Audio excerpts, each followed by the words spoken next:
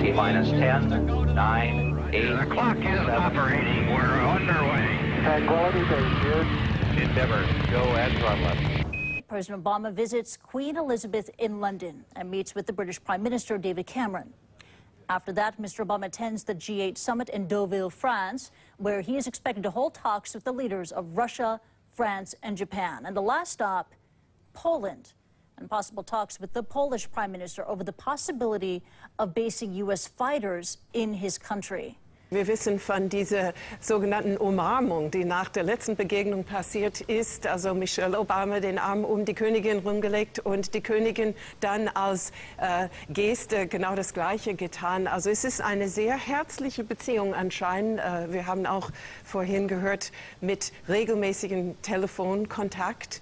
Und das hat Obama auch im Voraus noch mal bestätigt. Er sagte in einem Interview mit der amerikanischen Presse, die königliche Familie wäre ein außerordentlich großzügige, freundliche, also graziöse Familie, also das ausdrücklich betont. Und auch dieser Staatsbesuch ist natürlich eine Widerspiegelung davon, denn die beiden Obamas übernachten im Buckingham Palace, treffen gleich Prinz William und Prinzessin Catherine. Also das ist auch, denke ich, eine große Geste, denn sie sind gerade von der Hochzeitsreise zurückgekommen. Also schon, ja, natürlich eine sehr bedeutende Begegnung, gerade auch für die Presse zwischen diesen zwei mythologischen Paare, wie man sagen könnte. Also von daher tatsächlich eine sehr enge Beziehung. Sie sprachen gerade den Libyen-Konflikt ja an, bevor es noch einmal zu den Bildern kam des Empfangs. Sind sich die beiden denn grundsätzlich einig, wie man in Libyen weiter vorgehen will? Vielleicht einig in der Unsicherheit sozusagen. Also das zieht sich jetzt richtig hin, dieses Engagement. Damit hat man wahrscheinlich nicht gerechnet und es war nie klar genau, welche Strategie da gefolgt wird, wenn diese Luftangriffe nicht gleich Erfolg haben. Also ich denke, das ist ein bisschen Learning by Doing mit diesem Einsatz. Und es ist auf jeden Fall jetzt Thema, ob die Amerikaner nicht mehr Flugzeuge einsetzen, die in der Lage wären, in den Städten in Libyen ganz genau gezielt Ziele auszusuchen. Allerdings, das wollen die Amerikaner nicht. Sie haben von vornherein gesagt, wir werden unseren Einsatz begrenzen. Das ist das Hinterland von Europa und wir erwarten, dass ihr die Federführung übernimmt. Also das ist sicherlich ein von den Punkten, wo es keine so große Einigkeit gibt. Ich denke, Cameron wird Druck auf Barack Obama machen, aber Obama wird wahrscheinlich diesem Druck höchstens symbolisch nachkommen. Ja, hier sehen wir nochmal die Positionierung für die Fotografen und wer wo zu stehen hat, ist also auch durchaus in diesen Kreisen nicht immer ganz klar. Man hat sich da ein bisschen sortiert, während wir hier noch einmal die Rückansicht des Buckingham Palace sehen. Ein Gebäude, das natürlich jeder, der schon mal in London war, selbst in Augenschein genommen hat. Diese Wachablösung an der Vorderseite, natürlich die Touristenattraktion insgesamt. Ein Gebäude mit fast 800 Räumen, also genug Platz für Gäste. Und das Gebäude wird ja, es ist natürlich die private Wohnung von Königin Elisabeth II. Und ihres Gemahls Prinz Philipp. Aber es wird durchaus auch öffentlich genutzt. Jedes Jahr nehmen schätzungsweise 50.000 Personen an Veranstaltungen auf dem Palastgelände statt. Gartenfeste gibt es, Empfänge, Audienzen, Bankette und eben auch hier der Empfang hochgestellter Persönlichkeiten. Es ist durchaus ein Bruch mit der Tradition gewesen, als dann etwa Anfang der 90er Jahre der Palast doch immer mehr der Öffentlichkeit zugänglich gemacht wurde. Zunächst einmal wollte man Geld sammeln. Es ging nämlich um die Beseitigung der Brandschäden an Windsor Castle, wollte also dadurch eben auch die Kasse füllen, um Windsor Castle wieder instand zu setzen. Und seitdem wird allerdings jeden Sommer von August bis September der Westflügel eben des Palastes der Öffentlichkeit zugänglich gemacht. Christoph Böckamp ist für uns in London und beobachtet diese Reise und das, was dort in diesen Tagen geschieht, aus der Nähe. Christoph, es wird ja auch einen weiteren Höhepunkt geben, in dem Barack Obama, der US-Präsident, eine Rede halten wird vor 1000 Parlamentariern. Parlamentariern und Lords in Westminster. Das ist eine Ehre, die außer ihm nur 3 andere vor ihm hatten: Charles de Gaulle, Nelson Mandela und Papst Benedikt XVI. Was wird von Obama erwartet mit dieser Rede? Also erstmal ist wirklich festzustellen, und das kann gar nicht genug betont werden, wie wichtig diese Rede auch vielleicht für die beiden Beziehungen dieser Länder ist. Es ist ja gerade schon angesprochen worden, dass es von Cameron und Obama heute in der Times einen großen Artikel gibt, und sie werden im Grunde genommen, also sie haben in diesem Artikel, Cameron und Obama, unterstrichen, dass sie ja eine ganz neue Beziehung zwischen den beiden Ländern aufbauen können, auch festgemacht an diesen beiden Köpfen. Und ich denke, genau das wird Obama in dieser Rede dann noch einmal betonen. Also Cameron und Obama gehen so weit, dass sie sagen, die Beziehung zwischen Großbritannien und den USA ist nicht nur für diese beiden Länder wichtig, sondern für die ganze Welt. Denn wenn die Beziehungen gesund sind, dann profitiert davon auch die ganze Welt. Und in diesem Artikel in der Times, das finde ich ganz bemerkenswert, das ist hier bislang untergegangen, sprechen die beiden Staatsführer im Grunde genommen auch eine offene Warnung aus an Regionen im Nahen Osten, wo Regime wackeln, wo friedliche Proteste gewaltsam niedergeschlagen werden. Das darf man schon als vorsichtige Drohung verstehen, dass der Einsatz in Libyen mit all den Problemen vielleicht gar nicht der letzte sein könnte. Und da dürfen Beobachter, oder da sind Beobachter natürlich besonders gespannt, was wird Obama morgen zu genau diesem Thema sagen, dass die Beziehung zwischen Großbritannien und den USA jetzt sozusagen nochmal neu entfacht wird, und dass diese beiden Staatsführer, die mit Sicherheit sehr, sehr schnell eine gemeinsame Ebene und einen gemeinsamen Nenner gefunden haben, auch auf einer persönlichen Ebene, dass das anders sein wird, als es vorher zwischen Blair und Bush war oder meinetwegen auch zwischen Obama und Brown war. Das ist, denke ich mal, überhaupt gar keine Frage. Eins vielleicht noch neben der Rede, was auch zeigen wird, wie wichtig die Briten diesen Empfang nehmen und wie wichtig dieser gesamte Besuch ist das Staatsbankett, was heute Abend stattfinden wird. Zur Öffnung des Buckingham Palace ist ja gerade was gesagt worden. Vor einigen Jahren wurde genau das gezeigt, was dort veranstaltet wird im Buckingham Palace, wenn es solch ein Staatsbankett gibt. Und das ist wirklich beeindruckend. 170 Gäste wird es dort geben. Jedes einzelne Besteckteilchen, jedes Glas, jeder Teller ist millimetergenau ausgerichtet. Wenn man sich so einen Tisch in der Flucht anguckt und da sind dann 50 Plätze, steht da nicht irgendetwas, auch nur ein Millimeter heraus. Da zeigt sich Großbritannien, da zeigt sich der Buckingham Palace nochmal als das, was dieses Land mal war, nämlich eine Weltmacht. Und 2003 kam George W. Bush mal als erster US-Präsident übrigens überhaupt in den Genuss eines solchen Staatsbanketts, und nun Barack Obama eben als zweiter US-Präsident. Ist schon durchgesickert, was es zu essen geben wird? Nein, das ist nicht durchgesickert, aber ich habe neulich ein interessantes Interview gehört, dass die Angestellten vom Buckingham Palace sich derzeit wahrlich nicht über zu wenig Arbeit beklagen können. Man könnte jetzt flapsig sagen, jetzt haben sie gerade nach der Hochzeit von William und Catherine aufgeräumt, schon kommt der nächste und schon müssen sie wieder ganz groß auftischen. Ja, und das sind nicht wenige, die angesprochenen Angestellten. An die 500, sagt man, sind dort im Buckingham Palace dann dienstbare Geister, während wir hier die Palastwache sehen mit ihren weltberühmten Bärenfellmützen. Eigentlich das Bild von London, das jeder Tourist auch irgendwo mitnimmt aus der britischen Hauptstadt. Ja, wir erinnern uns an den Besuch von Präsident Bush, der damals, glaube ich, wenn ich mich recht erinnere, wenig Rücksicht nahm auf die königlichen Rosen. Das ist also schon mal, als er nämlich mit dem Hubschrauber ankam, gab es da gewisse Zerstörungen, sagen wir mal.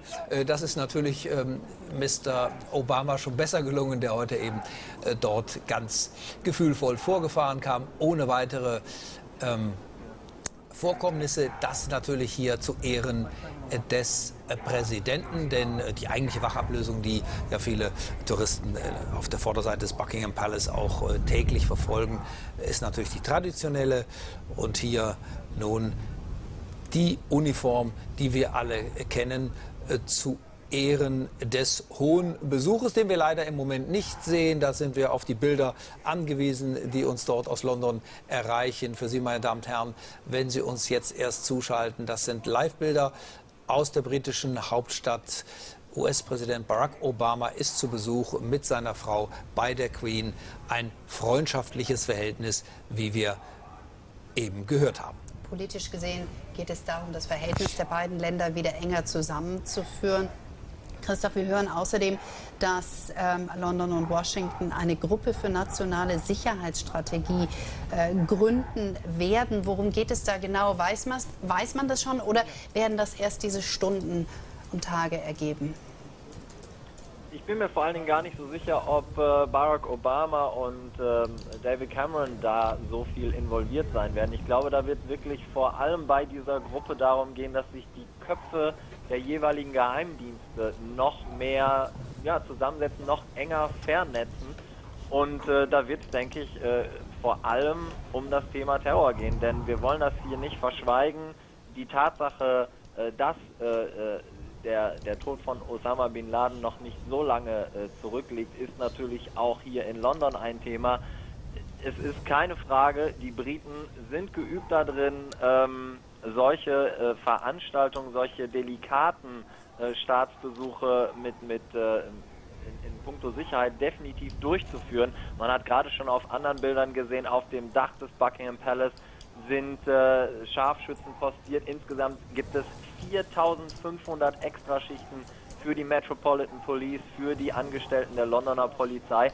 Also es wird hier schon alles Erdenkliche getan, damit es hier zu keinem Zwischenfall kommt. Andererseits muss man aber auch sagen, ist London natürlich mit über 8 Millionen Einwohnern eine Stadt, in der man recht schnell untertauchen kann. Deshalb auch gerade eben hat man das gesehen, als wir die Bilder gesehen haben, wie die Obamas von der Residenz des US-Botschafters zum Buckingham Palace gefahren sind. Da wurden eigentlich keine Detailbilder des Konvois gezeigt, weil hier einfach Vorsicht waltet.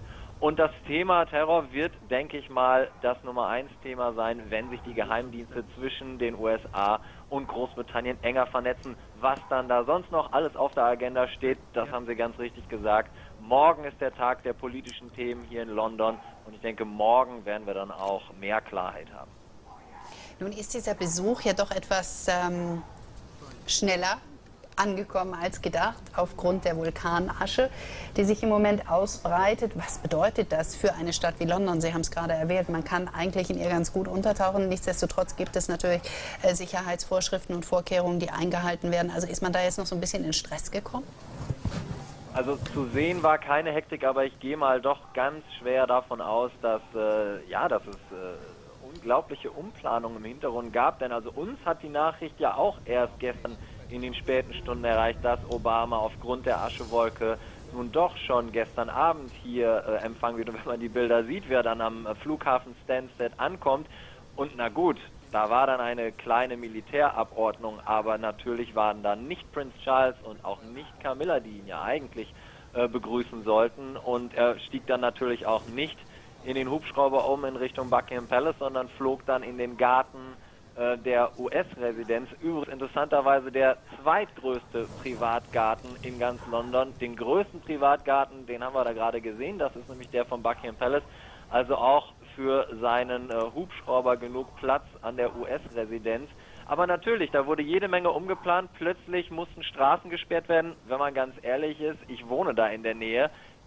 Eigentlich ist mindestens 1/3 des gesamten Regents Park abgesperrt worden in der Nacht. Also auch die Reporter, die berichten wollten, haben im Grunde genommen nicht viel filmen können, als den Park selbst, da man von der Residenz gar nichts sehen konnte. Also da waren extrem viele Straßenabsperrungen errichtet worden und das natürlich alles in der letzten Minute, denn dort sollte der US-Präsident ja eigentlich erst morgen die Queen und auch Prinz Philip empfangen. Bevor er sich nämlich aus London verabschiedet, das ist schon klar, wird es sozusagen noch eine Art Gegenbesuch geben von der Queen in der Residenz des US-Botschafters und da wird dann sozusagen natürlich in deutlich kleinerem Rahmen als beim Staatsbankett heute Abend dann zum Gegenbesuch eingeladen.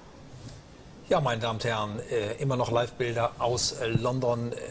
Werden wir hier die Anweisungen, die Befehle des Kommandanten dieser Truppe hören und sehen. Immer wieder ein beeindruckendes Bild. Leider wenig zu sehen von den Gästen. Da wissen wir nicht genau, ob Barack Obama und seine Ehefrau Michelle, beziehungsweise die Queen und der Ehemann, noch einmal dort auf diesen wunderschönen Garten schauen, wie eben beschrieben. Der größte Privatgarten eben Londons. Die angesprochene Sicherheit in hohem Maße natürlich in der Stadt gegeben. Wir erinnern uns allerdings auch immer wieder diese gravierenden Sicherheitspannen im Buckingham Palace. Einmal gelang es ja in den 80er Jahren einem Mann sogar ins Schlafzimmer von Königin Elisabeth II. Vorzudringen. Die Sicherheitsmaßnahmen wurden immer wieder überprüft und erhöht und man kann davon ausgehen, dass das heute so nicht mehr möglich wäre. Ganz, ganz wichtig, das ist auch eine enorm bedeutsame politische Reise. Christoph, vielleicht noch einmal so ein bisschen gehen wir auf das Wording ein, was im Moment gewählt worden ist. Also aus Special ist inzwischen Essential geworden. Und das bedeutet, dass, ich sage jetzt mal frei übersetzt, aus einem besonderen Verhältnis ein entscheidendes Verhältnis geworden ist. Was prägt das Verhältnis und was brauchen die beiden voneinander? Ja, also ich würde nicht nur sagen, dass es ein entscheidendes ist, die zentrale Beziehung, so würde ich es auch übersetzen, geworden zwischen diesen beiden Ländern. Zentral eben nicht nur für diese beiden Staaten, sondern vielleicht auch für die ganze Welt. Denn das muss man sagen, vielleicht ist, oder nicht nur vielleicht, sondern ganz sicher, hat Großbritannien weltpolitisch jetzt nicht mehr die Bedeutung, die es mal hatte.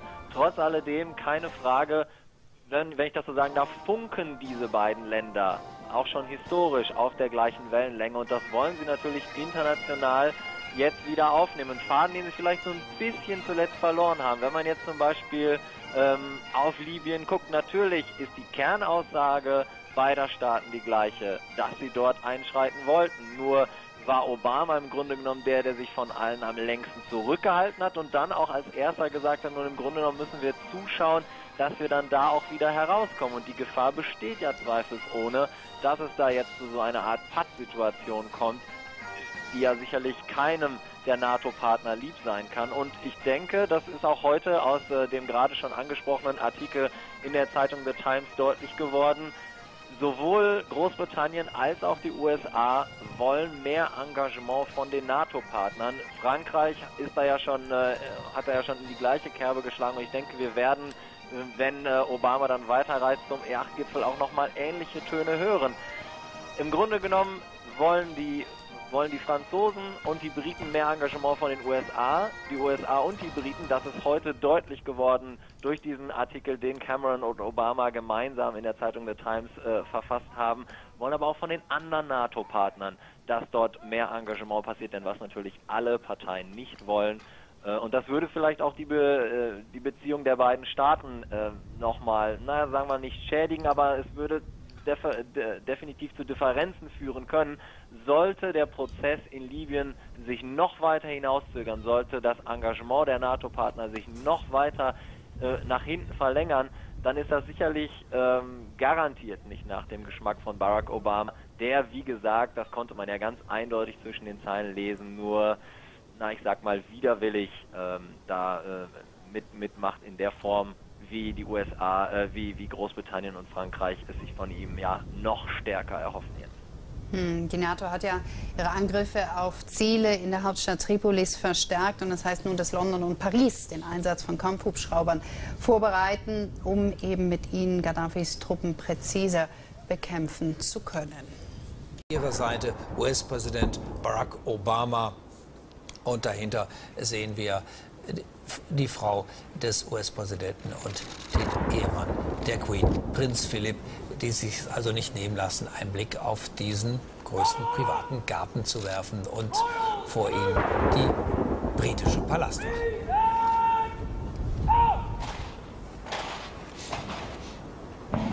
Vielleicht einen Moment die Bilder wirken lassen.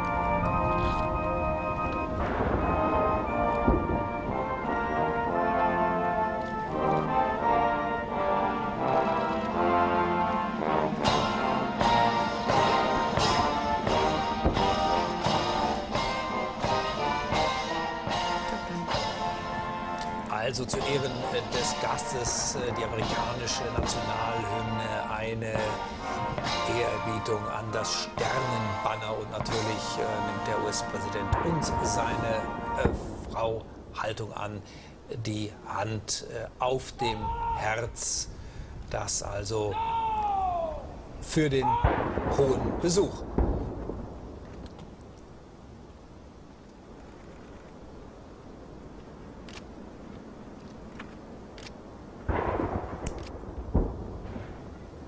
Und es wird noch ein bisschen mehr geboten als nur die Nationalhymne. Auch hier haben wir Blick auf historische Kanonen, die zu Ehren des Präsidenten abgefeuert werden. Der Park hinter dem Buckingham Palace ist groß genug, sodass also der amerikanische Präsident auch noch in den Genuss einer, in Anführungsstrichen, historischen Militärschau kommt. Das ist natürlich ein fantastisches Wetter in diesen Tagen in London, was es den Damen, oder sagen wir eher der US-Präsidentin Michelle Obama auch erlaubt hat, ein blumiges, luftiges Kleid anzuziehen, soweit wir das erkennen konnten. Allzu nah ist die Kamera ja noch nicht rangegangen. So, jetzt sehen wir hier aus der Ferne, wie der US-Präsident mit Prinz Philipp offenbar diese militärische Darbietung etwas näher inspektioniert, dort in Begleitung eines Offiziers der britischen Palastwache, und die wird nun abgeschritten. Einige Erklärungen für den US-Präsidenten, also obgleich das Ganze einen durchaus privaten Touch hat. Wenn der amerikanische Präsident im Buckingham Palace ist, dann wird die Zeremonie ein bisschen ausgeweitet, mehr als üblich. Das gilt ja auch jetzt zu demonstrieren, wie gut das Verhältnis ist, wieder nachdem man also den Restart-Button gedrückt hat, also sozusagen einen Neustart für die Beziehungen, die ein bisschen abgekühlt waren. Das muss man natürlich jetzt zeigen, dass man gut miteinander kann, dass man sich einig ist. Und das sind natürlich perfekte Bilder, auch um das zu unterstreichen, gerade auch bei diesem schönen Wetter. Barack Obama auf einer einwöchigen Reise, vollgepackt mit Terminen. 2 Tage wird er in Großbritannien sein. Vielleicht dieser, Anführungsstrichen, private Besuch in Teilen zunächst und dann, wie eben angesprochen, eben auch die politische Dimension.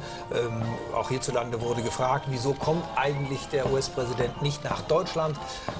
Da hat sich das Weiße Haus bemüht zu betonen, dass dies keinesfalls mit etwa schlechten Beziehungen zusammenhinge, sondern nur eben es die Zeit bei dieser Reise eben nicht zulassen würde. Ansonsten wurde betont, dass man in Deutschland einen der wichtigsten Partner habe. Aber keine Frage, Großbritannien und die Vereinigten Staaten natürlich traditionell eine sehr enge Verbindung. Das ist die Brücke für die Vereinigten Staaten immer wieder nach Europa. Soweit wir wissen, dürfen der US-Präsident Barack Obama und seine Frau Michelle sogar auch in dem Zimmer übernachten, in dem William und Kate ihre Hochzeitsnacht verbracht haben. Genug Zimmer gibt es dort im Palast. Ich glaube, 775 wurden unlängst gezählt. Also ein prächtiges Anwesen. Und wir sehen hier nochmal die Ehrerbietung der Garde für den Präsidenten nach dieser militärischen Präsentation unter Zuhilfenahme von Kanonenschüssen, Salutschüsse, dort auch an einem normalen Tag eher selten zu hören in London.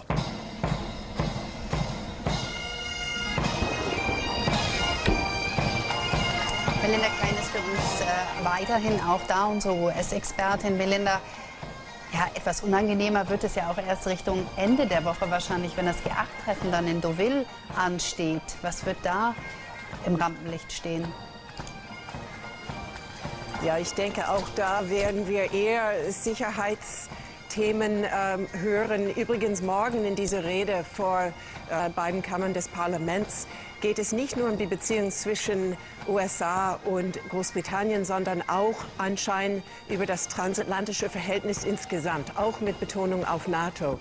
Und dieses Thema kommt dann eben angeblich nochmal in Deauville, so wie wir aus Kreisen in Washington hören, soll nochmal die Rolle von NATO betont werden, gerade auch in Bezug auf die Unterstützung in Libyen für die arabische Rebellion. Insgesamt werden die politischen Veränderungen in den arabischen Ländern auch Thema in Deauville sein. Wir werden sicherlich erleben, dass die G8-Partner bestätigen, dass sie diese Wende unterstützen wollen, aber auch da hinter den Kulissen mögliche Spannungsthemen, unter anderem auch Afghanistan und dann eben diese Zusammenarbeit in Libyen, wie viel die verschiedenen Partner dort machen. Also Deauville, denke ich, wird relativ freundlich sein. Es wird noch etwas heikler in der letzten Etappe der Reise. Da fährt Barack Obama noch nach Polen und in diese ehemals eigentlich sehr engen Beziehung zwischen Polen und Amerika ist es ein bisschen komplizierter geworden, seitdem die Amerikaner ihre Beziehung mit Russland so betonen. Da gab es auch einen Restart in den letzten Jahren. Also Amerika legt sehr viel Wert darauf, jetzt eine bessere Beziehung zu Russland wieder aufzubauen. Und das war für Polen problematisch, unter anderem als die Amerikaner ein Raketenverteidigungssystem oder die Stationierung von Teilen davon in Polen abgesagt hat, also für Polen sehr enttäuschend. Ja, ich denke, deswegen kann Barack Obama diese Zeit in England sehr genießen, weil danach kommt die härtere Arbeit. Ja, offenbar ist jetzt im Moment der Wind so hart, dass man sich doch lieber wieder in den Buckingham-Palast begibt, denn wir sahen, dass die Damen durchaus da ein bisschen Probleme mit der Etikette hatten. So heftige Windböe, dass man das Kleid festhalten musste. Und wir sahen eben auch, dass Prinz Charles mit seiner Gattin dabei war. Und wir haben ja eben gehört, dass Barack Obama und seine Frau auch Prinz William mit seiner Frau kurz getroffen hat, offenbar nur ein kurzes Hallo, denn Prinz William muss zurück zu seinem Dienst, denn der Mann ist ja Soldat und hat Verpflichtungen. Nun geht es wahrscheinlich schon recht bald weiter mit der angekündigten Ausstellungsführung. Im Buckingham Palace findet das wohl statt und die Queen höchstpersönlich soll wohl den US-Präsidenten und seine Frau durch die Ausstellung führen. Also, Sie werden sich erinnern, wenn wir die Queen da eben gesehen haben, werden wir hier noch einmal den Empfang der Queen von Barack Obama, US-Präsident Obama und seiner Frau noch einmal für Sie haben. Freundlicher Empfang. Der Präsident der amerikanisch kommt gerade aus Irland. Da war ja die Queen vor nicht allzu langer Zeit und US-Präsident Obama sicher auch nicht ganz zufällig auf der Suche nach den familiären Wurzeln mütterlicherseits natürlich, um zu zeigen, ich habe da auch bei euch Wurzeln in meiner Familie. Also die Verbindung ist nicht nur traditionell politisch, sondern auch durchaus in der eigenen Familie da. Das ist ein sehr symbolischer Besuch. Natürlich der Queen, nach über 100 Jahren ein Besuch dort in Irland. Und hier haben wir noch einmal den Anfang dieser Zeremonie an der Rückseite des Buckingham Palastes, die wir Ihnen soeben gezeigt haben. Ich möchte noch mal anknüpfen an den Punkt, den du gerade angesprochen hast. Sein Besuch in Irland. Melinda Crane, ich weiß nicht, ob Sie mich noch hören können. Eben kam die These auf, dass dieser Besuch in Irland auch eine politische Wirkung hätte vielleicht in den Vereinigten Staaten, nämlich dort bei den irischstämmigen US-Amerikanern. Sehen Sie das auch so? Aber selbstverständlich. Wir befinden uns jetzt schon in der Vorwahlzeit in den USA. Es gibt 30 Millionen irischabstämmige Amerikaner, mindestens 30 Millionen. Und hiermit beweist Barack Obama noch einmal, dass er auch irische Abstammung sei. Er hat 3% irisches Blut, haben wir gelesen. Ja, und an dieser Stelle müssen wir leider sozusagen dieses Thema langsam aber sicher. Und die US-amerikanische Hymne, die haben wir auch leiser gezogen, damit unsere Kollegin Melinda Crane da nicht Haltung annehmen muss. Vielen Dank nochmal für diese Kommentierung nach Berlin. Soweit also diese Live-Berichterstattung aus London von dem Besuch des US-amerikanischen Präsidenten bei der Queen. Here in Joplin, Missouri, the weather is horrendous. The rains are coming down. We see lightning flashing in the sky. But the rescue effort continues. The hope is they find people still alive, and the facts are this. You can find people alive days after, especially with the rain coming down, because the rain provides water for survivors who might still be in the rubble. That's the optimistic way of looking at things. The pessimistic way of looking at things, this is one of the worst tornado disasters in the history of recorded United States meteorology. We're standing outside a hospital right now that was hit. The hospital is heavily damaged. It's not even clear how many people were hurt inside the hospital, how many people were killed inside the hospital. We'll learn that in the hours to come. But what's amazing about the situation, I spent a couple of weeks in Japan after the earthquake and tsunami. Obviously a very different event than a huge tornado, but it looks exactly the same. It was deja vu when I arrived here. You see streets that are totally non-recognizable. You need your GPS in your car to find the streets because there's no landmarks anymore. Houses were just picked up and brought 2 blocks away, 3 blocks away in some cases. This particular block, all the buildings except for the hospital are gone. There's just no way whatsoever to recognize the buildings here. And that's exactly what we saw in Japan. 2 terrible tragedies that we're dealing with in this country. They're still dealing with the wreckage from the tsunami, and now they're dealing with the wreckage here in the United States, in the state of Missouri. This is Gary Tuchman, CNN, in Joplin, Missouri. Another major story we are following today. Ash from Iceland's Grimvon volcano is keeping dozens of flights in Europe on the tarmac today. And while we've been on the air, Ryanair is saying it flew a plane through the ash cloud in Scotland and there wasn't an adverse effect. CNN's Emily Rubin joins us now. Emily, was that a good idea? Well, yes, in the last 10 minutes, Ryanair have confirmed that they flew a flight through an area of high density, and they say the plane was unaffected. However, I rang the Civil Aviation Authority, and they told me that Ryanair was lying. They said that they monitored their flight plan from a radar, and they said that Ryanair didn't actually fly through an area of high density. They flew around it in an area of medium density. So had Ryanair actually done what they said they'd done, the whole plan could have changed because it would have made a mockery of some of these safety proposals. However, the CAA say that nothing changes because Ryanair didn't actually do what they said they did. Were there any lessons that we have learned from last year's volcano? Well, you're right. Last year's volcano caused havoc, didn't it? And 252 planes have been cancelled, according to the European Aviation Authority.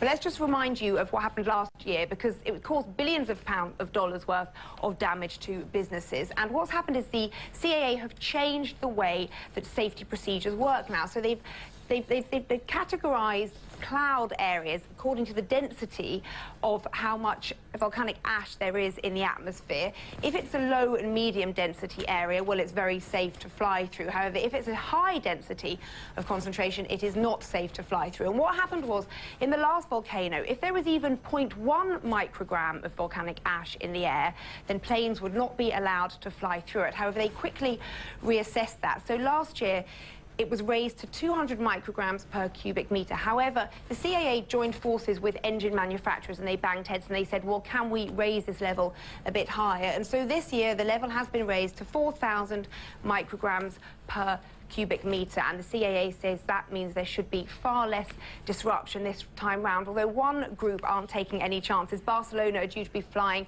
into the UK to play Manchester United at Wembley on Saturday, and they have just tweeted that they will be flying out today just to make sure they don't miss the big event. Zane. Emily, so if someone's getting ready to travel, like now, what is some of the latest advice and information we have on possible disruptions? Well, as I said earlier, 252 flights have been cancelled, and the advice really is to just go to the airline you're due to fly with, and they can give you an update. Let me just tell you, though, that British Airways have cancelled until tomorrow all their flights from London to Scotland. KLM, the Dutch carrier, well, they've also cancelled flights from Aberdeen, Edinburgh, Glasgow and Newcastle in the north of England. And some flights in Denmark and southern Scandinavia are likely to be hit too. So the advice really is, if you're flying, check with your carrier before you go. Emily Rubin, thanks so much for that reality check. We appreciate it. Just before we go, let's get you a quick recap of our main story. Barack Obama's first state visit to the UK in just the last hour. Queen Elizabeth and her husband, Prince Philip, officially welcomed the US president to Buckingham Palace. They were also joined by Prince Charles and the Duchess of Cornwall. It was a pretty windy day in the palace gardens there as the 1st Battalion Scots Guards lined up to play the Star-Spangled Banner. It was pitch perfect there. Hand on heart was the scene with the Queen, the President, Michelle Obama, and Prince Philip standing in the front there. The guests got a 41-gun salute. The US President and the First Lady are now going to have a cup of tea and lunch with the Queen. Later this afternoon, Mr. Obama is going to be heading to Westminster Abbey for a wreath-laying ceremony on the tomb of the unknown soldier. Of course, CNN will be there across all those events as they happen. You're watching World One live from London. I'm Zain Verjee. Newsstream with Christy Lou Stout is next here on CNN. We just want to leave you with some more of those splendid pictures from the gardens at Buckingham Palace, from the US President's official welcome at Buckingham Palace as he starts his state visit.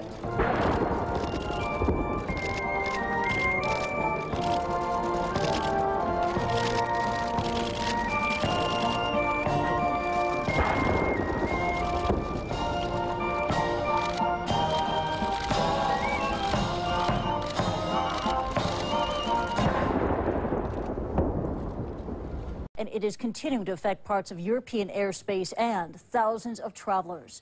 More than 250 flights have been canceled today in UK airspace alone. Officials say the ash plume may also affect flights in areas of Scandinavia. Among the major carriers, British Airways has suspended all flights from London arriving in Scotland before 2 p.m. local time. That's about 1 hour from now. KLM scratched flights to and from Aberdeen, Glasgow, and Edinburgh, as well as Newcastle. Ryanair was forced to cancel 36 flights by the Irish Aviation Authority, but it did so reluctantly, saying that there was, quote, no basis for these flight cancellations, after conducting what it said was a successful test flight just a few hours ago. We are joined now by a volcanology expert. Jeremy Phillips is a lecturer at Bristol University's School of Earth Sciences in the UK, and he joins us now. Thank you for joining us here on Newsstream. My first question for you, how does this eruption compare to the one from last year? So I think the main difference between this eruption and the eruption last year is the fact that the volcano seems to be erupting much coarser, much larger ash particles into the atmosphere. The height of the plume is a little bit higher, but because the ash particles are much larger, they will fall out more rapidly from the atmosphere. So we think that it's less likely to have very extensive coverage over European airspace because most of the ash will have fallen out by the time it reaches the UK. Okay, so the particles from this volcano, they are heavier, they're bigger. Can you tell us more about how heavy they are and how far they can travel? Well, there is ash in the atmosphere over Scotland and the north of the UK, the north of England at the moment. So clearly they can travel hundreds of kilometres in the atmosphere because they're reaching us from Iceland.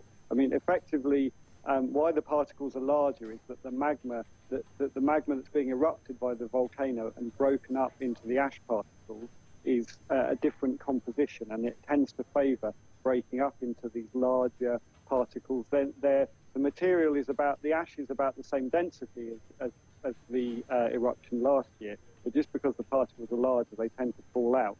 I think the other thing that is very important as well at the moment is the weather patterns. The weather is much less settled than it was in April last year when the ash cloud covered northern Europe extensively.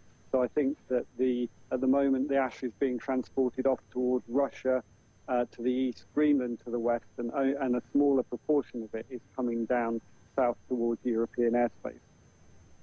Yeah, in just a moment, we're going to bring up Maya Ramos from the World Weather Center. She's going to tell us a little bit more about the wind direction, how it's affecting this latest ash cloud. I also want to ask you more about these particles that are being emitted by this volcano because they are larger. Can we jump to the conclusion that fewer make it into the upper atmosphere? So is this good news for air travel? in general, it is good news for air travel. So I think that the particles that make it into the atmosphere will remain in the atmosphere for a shorter period of time. It's hard to say at this stage whether we're looking at roughly the same total mass of ash being ejected into the atmosphere. I think probably not. The eruptions of Grimsvötn tend to be much shorter. So it's last erupted explosively in 2004, and before that in 1998. And those eruptions lasted typically a few days to a week. So I don't think we're looking at the very extensive activity that we saw in April last year. Okay, so you're predicting that this eruption of Grimsvötn will be no more than a week. Just want to confirm that. Yeah, based on previous historical evidence, obviously we can't predict anything for sure with natural systems as complicated as volcanoes. But if we look at the previous patterns of activity, we've seen that the eruptions tend to be somewhat more explosive, but somewhat shorter lasting than events of last year. Okay, Dr. Jeremy Phillips, a volcanologist, thank you very much indeed for joining us here on Newsstream. Now I'm going to take you next to Libya, where NATO unleashed one of its heaviest attacks on Tripoli so far.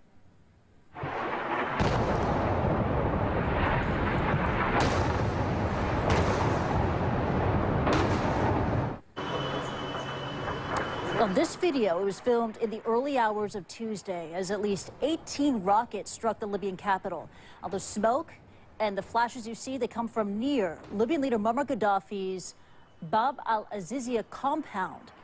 And although the explosions were heard and felt well beyond the area, NATO officials later said that its specific target was a vehicle storage facility used by Gaddafi's forces. The Libyan government has a different version of events. It says that the target, it was a guard compound for pro-Gaddafi military volunteers. A government spokesman says the building was evacuated in anticipation of these strikes, but that some people living nearby were hurt. Now, he says 3 people died, 150 others were wounded. Now, the United States has extended a formal invitation to the opposition government in Benghazi to open a representative office in Washington, and the National Transitional Council has accepted. But while international diplomacy is one thing, the give and take on the ground is another, with rebels controlling the east of the country and pro-Gaddafi forces controlling much of the west. Now, one group of rebels from Misrata is working to advance their positions, and Ben Wiedemann has their story. Clouds of dust, ear-shattering blasts of heavy machine gun fire herald the start of a rebel advance. The fighters of Misrata are on the offensive with a vengeance.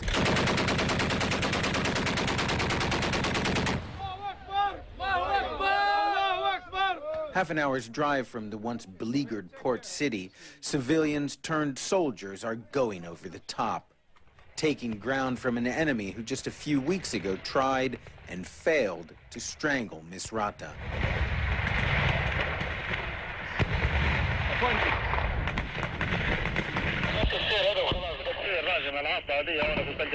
Faraj al-Sawalhi listens in on Gaddafi's forces on a captured radio and passes on their movements to the advancing rebels. They don't know this area, he tells me, so I hear them say we're next to a tall tree or a short tree or a white house. Then we know exactly where they are. It's all a far cry from the stalemate in eastern Libya. This seems to be a well-organized fighting force, battle-hardened in their hometown.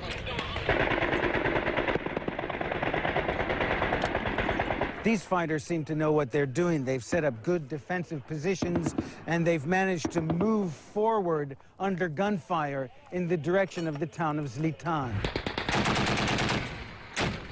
The men here talk of an enemy demoralized and deluded, sent into battle with empty promises. The Gaddafi gave them the money and swear to them to give him houses, farmers, cars, everything in this life. If he fights against Misrata? Yes, Misrata. But Misrata here in this area don't back, never back, always go ahead. while their foes fall further back.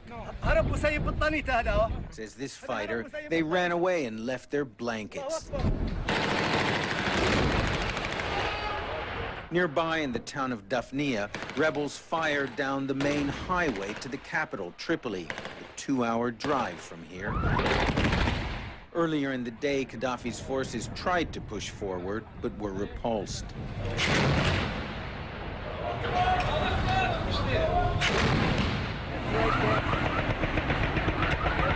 Despite occasional incoming fire, the atmosphere is relaxed, a good time to rest and prepare for the next battle. Ben Wiedemann, CNN, Daphnia, Libya. Contribute to the crash of Air France Flight 447 in 2009. Questions being asked as investigators retrieve information from the plane's flight data recorders. The Wall Street Journal is now reporting that preliminary findings suggest the pilots may have been preoccupied by broken airspeed indicators and failed to concentrate on other important flight systems. All 228 passengers and crew were killed when the plane plunged into the Atlantic Ocean. And with more on this, we can go now to our Richard Quest, who is standing by in London. And Richard, was pilot error in any way to blame for this disaster? I think it's far too simplistic to use the phrase pilot error in that sense. What happened to 447, there was clearly a very serious failure of several systems that took place, the reasons for which are not yet clear, but it's perhaps icing. What the core area that the investigation is looking at is the information about the speed of the plane and how that was then interpreted by the computers in the cockpit, and when the computers started to react and respond, how the pilots then reacted to that. It's a chain effect, if you like. So to that extent, clearly the plane was flyable. Clearly the plane fell out of the sky, and clearly the pilots had something to do with that. And that really is about as far as you can take it at the moment. I do know that many people are now concerned at the amount of information that pilots are being bombarded. The so-called ECAM, the computer that sends out error messages when these things happen. We saw it here. We saw it with the Qantas case. And these pilots are just bombarded with what they have to deal with. And perhaps in that core moment, they forgot the most important rule of all, which was to aviate first. And that seems to be maybe what happened here. So you're saying that information overload could have played a part in this disaster?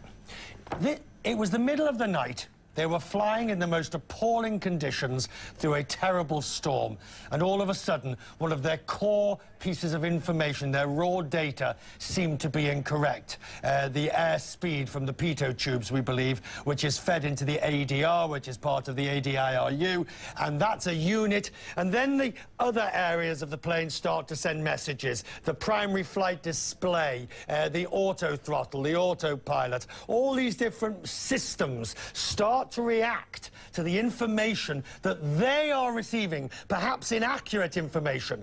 And those pilots in that short period of time have to make judgments about what's accurate and what's not, what to do about it and how not to do about it. And it's, you know, second guessing from the comfort of this studio is way too simple for what happened that night.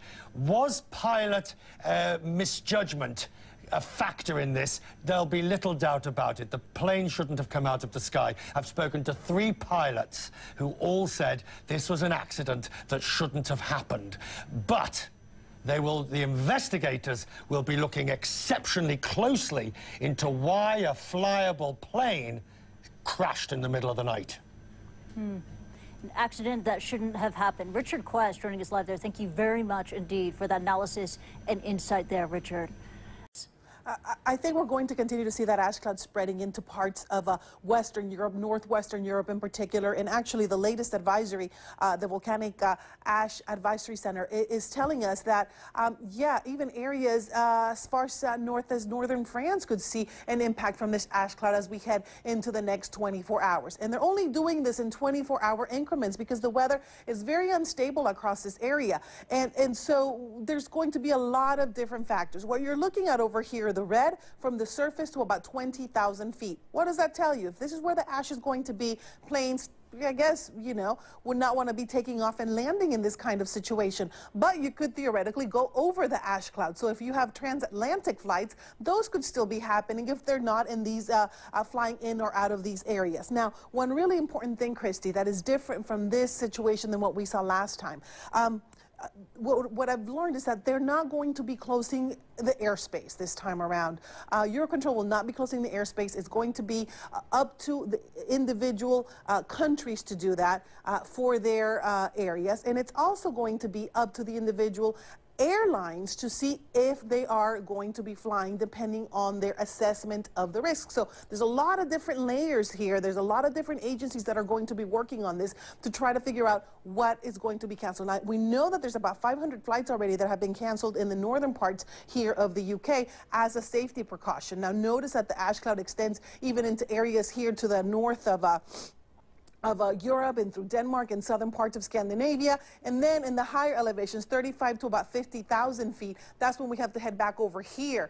That's where the ash is moving toward the west, but this should not have a huge impact also on air travel. But we could see some problems. Remember that when we talk about ash here, it's not what you would see if you burn a piece of paper, for example. These are rock and mineral and glass that's tiny, broken up into tiny little pieces because of the explosion during the eruption. And so that's different. It's abrasive and it's corrosive, and that's why it's so dangerous for aircraft. I want to very quickly take you to Joplin, Missouri. This is a picture of a search and rescue worker going through the rubble in the late hours. They're still searching for survivors here. What a terrible tragedy, Christy.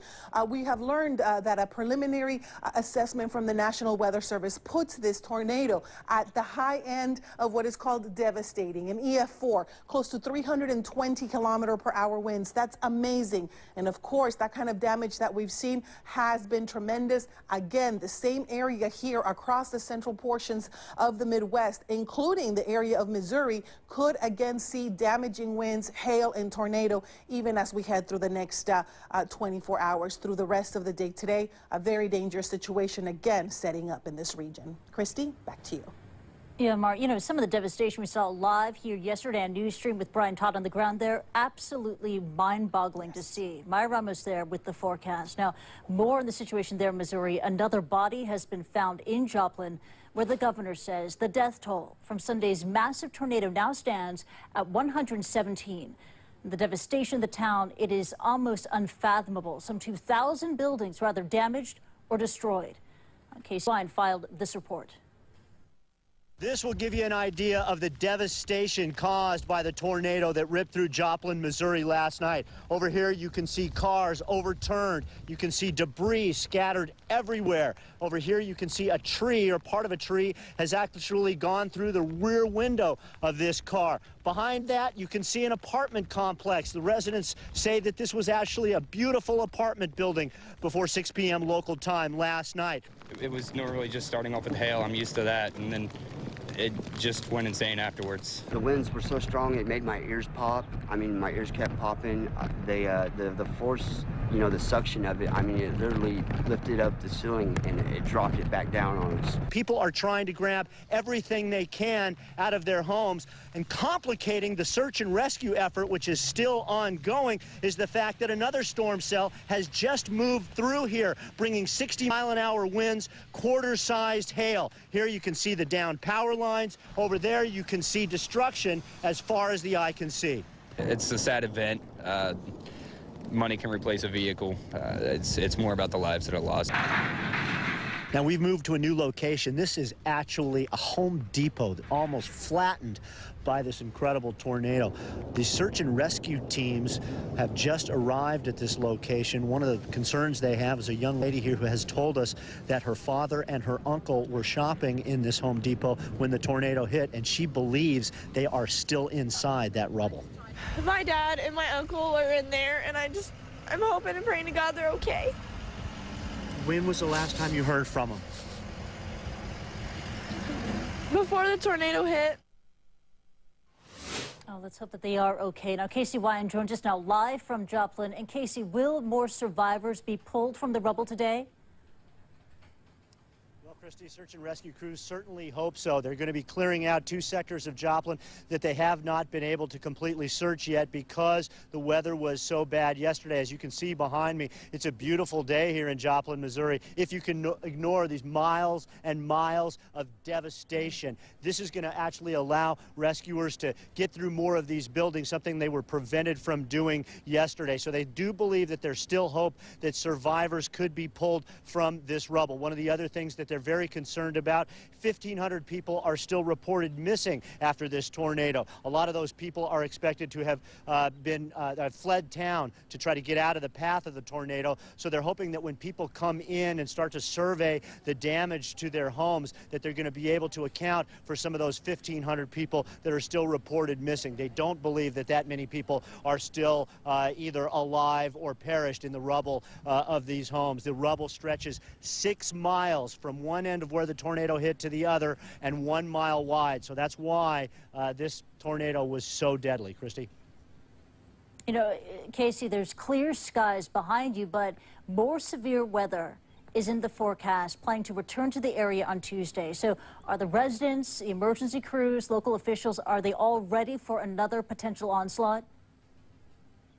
They are, and they're rushing against the clock. We're expecting 4 o'clock local time this afternoon is when Joplin, Missouri and surrounding areas could be hit by more tornadoes. They've got beautiful weather right now, so they're really trying to get as much of the search and rescue operation complete before it's too dangerous to continue doing so later this afternoon, Christy. Let's hope that more lives will be saved today. Casey Wyan joining us live from Joplin, Missouri. Thank you, Casey. Gegen eine Aschewolke kommt auch der mächtigste Mann nicht an. US-Präsident Obama musste bereits gestern Abend nach London reisen, doch dann lief alles nach Plan. Die Queen, heißt es, hat ihn ins Herz geschlossen und bot heute Pomp und Prunk samt Ehrengarde, wie das so ist im Hause Windsor, wenn gute Freunde kommen. Auch William und Kate, zurück aus den Flitterwochen, schauten im Buckingham-Palast vorbei. Mehr als Fotos gab es nicht. Man möchte den Obamas ja nicht die Schau stehlen. Vergessen der kleine Patzer beim ersten Treffen vor 2 Jahren. Da hatte Michelle gegen die strengen Palastregeln verstoßen und der Queen ganz unbekümmert den Arm um die royale Schulter gelegt. Heute war alles gemäß Protokoll, auch der Besuch in Westminster Abbey. 2 Tage sind die Obamas zu Gast im Buckingham-Palast. Ein Privileg. Und ein bisschen Romantik ist auch dabei. Sie wohnen in der schönsten Suite, dort, wo William und Kate ihre Hochzeitsnacht verbrachten. Die Atomkatastrophe in Japan ist größer als bisher bekannt. Das haben die Betreiber des Kraftwerks in Fukushima jetzt zugegeben. Nicht eine, sondern sehr wahrscheinlich sogar 3 Kernschmelzen haben sich in den Reaktoren der Atomruine ereignet. Das gab TEPCO mehr als 2 Monate nach dem verheerenden Erdbeben zu. Birgit Nessing berichtet. Stunde der Wahrheit. Junichi Matsumoto gibt zu, was Atomexperten auf der ganzen Welt schon befürchtet hatten. Es sind viel mehr Brennstäbe geschmolzen als bisher angenommen, sagt der TEPCO-Chef und senkt den Kopf, als wolle er sich dafür entschuldigen, dass die Katastrophe nun noch katastrophaler ist. Nicht nur in Block 1, sondern auch in den Reaktoren 2 und 3 ist die Kernschmelze eingetreten. Neue Hiobsbotschaft ausgerechnet an einem Tag, an dem die Atomexperten der UN zu Besuch sind. Wir schauen uns die Auswirkungen an und wollen sehen, wie das Management des Atomkraftwerks mit der Situation umgeht. Nicht gut. Jeden Tag ein neues Problem. Die Tanks sind voll und können das radioaktive Wasser nicht mehr auffangen. Die Regierung will eine neue Expertenkommission einsetzen, um Atomkatastrophen in Zukunft zu vermeiden. Für viele Japaner der falsche Weg. Wir müssen weg von der Atomkraft hin zu erneuerbaren Energien. Die Bedrohungslage hat sich durch das heutige Eingeständnis des Kraftwerkbetreibers nicht verändert. Wenigstens eine gute Nachricht für die Japaner. Mit militärischen Ehren ist US-Präsident Obama bei seinem Staatsbesuch in England von der Queen vor dem Buckingham-Palast begrüßt worden. 3 Tage bleiben die Obamas, bevor es dann nach Frankreich weitergeht zum G8-Gipfel. Neben dem Stelldichein mit der Queen und ihrem Mann Prinz Philipp, bei dem eine ordentliche Brise wehte, fand sich da noch genug Zeit, um auch dem frisch vermählten Paar Prinz William und Ehefrau Kate noch nachträglich zur Hochzeit zu gratulieren. Deutschland droht womöglich wieder mal ein Flugverbot, denn nach dem schweren Vulkanausbruch auf Island bläst der Wind die Aschewolke jetzt zu uns. In der Nacht soll sie Norddeutschland erreichen. Über Großbritannien fielen wegen der Asche bereits hunderte Flüge aus. Tausende Passagiere saßen fest. Zum Glück hat sich der Vulkan Grimsvörten wieder etwas beruhigt. Einzelheiten von Mick Locher. Die Aschewolke aus Island rückt näher. Dass es bei uns so dicke kommt wie um den Grimsvöchten, halten Experten in Europa zwar für eher unwahrscheinlich, aber das Risiko ist da. Die Asche ist anders, das Wetter ist anders und noch viel wichtiger, die europäischen Reaktionen sind anders. Eines aber ist gleich geblieben: Vulkanasche bleibt ein echtes Sicherheitsrisiko. Auf etlichen Flughäfen um die westliche Nordsee wurden Flugverbindungen aus Angst vor Turbinenschäden durch Vulkanpartikel gestrichen. Mancher Flugplan ist buchstäblich Asche. Da kann man nicht viel tun, nur ruhig bleiben. Die Steinstaubspeier im Nordatlantik haben es in sich. Eyjafjallajökull lähmte letztes Frühjahr tagelang den Flugverkehr. Grimsvöchten tobt so schlimm auf Island wie dort kein anderer Feuerberg seit 50 Jahren. Selbst im Satellitenbild sieht man den Rauchpilz. Schwaden könnten diesen Mittwoch über uns hinwegziehen. Die höchsten Konzentrationen sind in Norddeutschland, das heißt Niedersachsen, Schleswig-Holstein, Mecklenburg-Vorpommern. Betroffen werden da vor allen Dingen Bremen, Hamburg und die Flughafen Hannover vielleicht noch. Da muss man halt schauen, da sieht es momentan eigentlich am schlechtesten aus. 2 Milligramm Vulkanasche pro Kubikmeter Luft sind ein Risiko für die Sicherheit. Deshalb könnten Flugverbote drohen.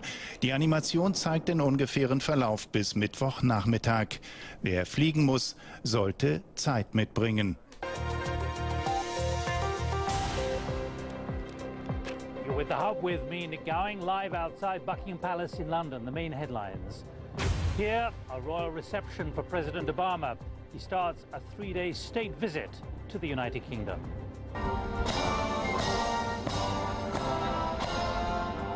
It is only the second state visit by a US president, as the two sides describe their relationship as not just special anymore, but now essential. Well, in the past hour, the Israeli Prime Minister Benjamin Netanyahu has addressed both houses of the US Congress in Washington. He outlined once again his plans for peace between the Palestinians and Israel. His speech was briefly interrupted by a protester shouting, "End Israeli war crimes." She was removed by police. While Mr. Netanyahu is in Washington, President Obama has been meeting the British Prime Minister David Cameron here in London. Ahead of their more formal meeting, they told of the essential ties between their countries, and they're expected to speak about progress on Middle East peace. A few minutes ago, this, towards the end of his speech, is what Benjamin Netanyahu said. Israel, he said, had no better friend than America. This despite his repeated rejection of Obama's call once again for peace with the Palestinians based on pre-1967 borders. In any real peace agreement, in any peace agreement that ends the conflict, some settlements will end up beyond Israel's borders. Now, the precise delineation of those borders must be negotiated. We'll be generous about the size of the future Palestinian state. But as President Obama said, the border will be different than the one that existed on June 4th, 1967. Israel will not return to the indefensible boundaries of 1967.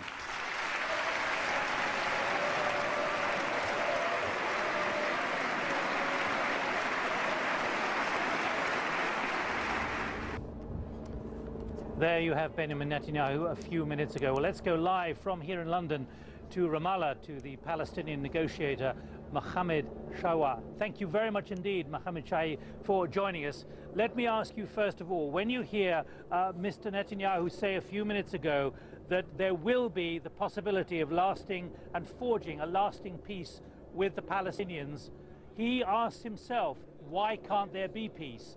What's your view of the speech you've just heard?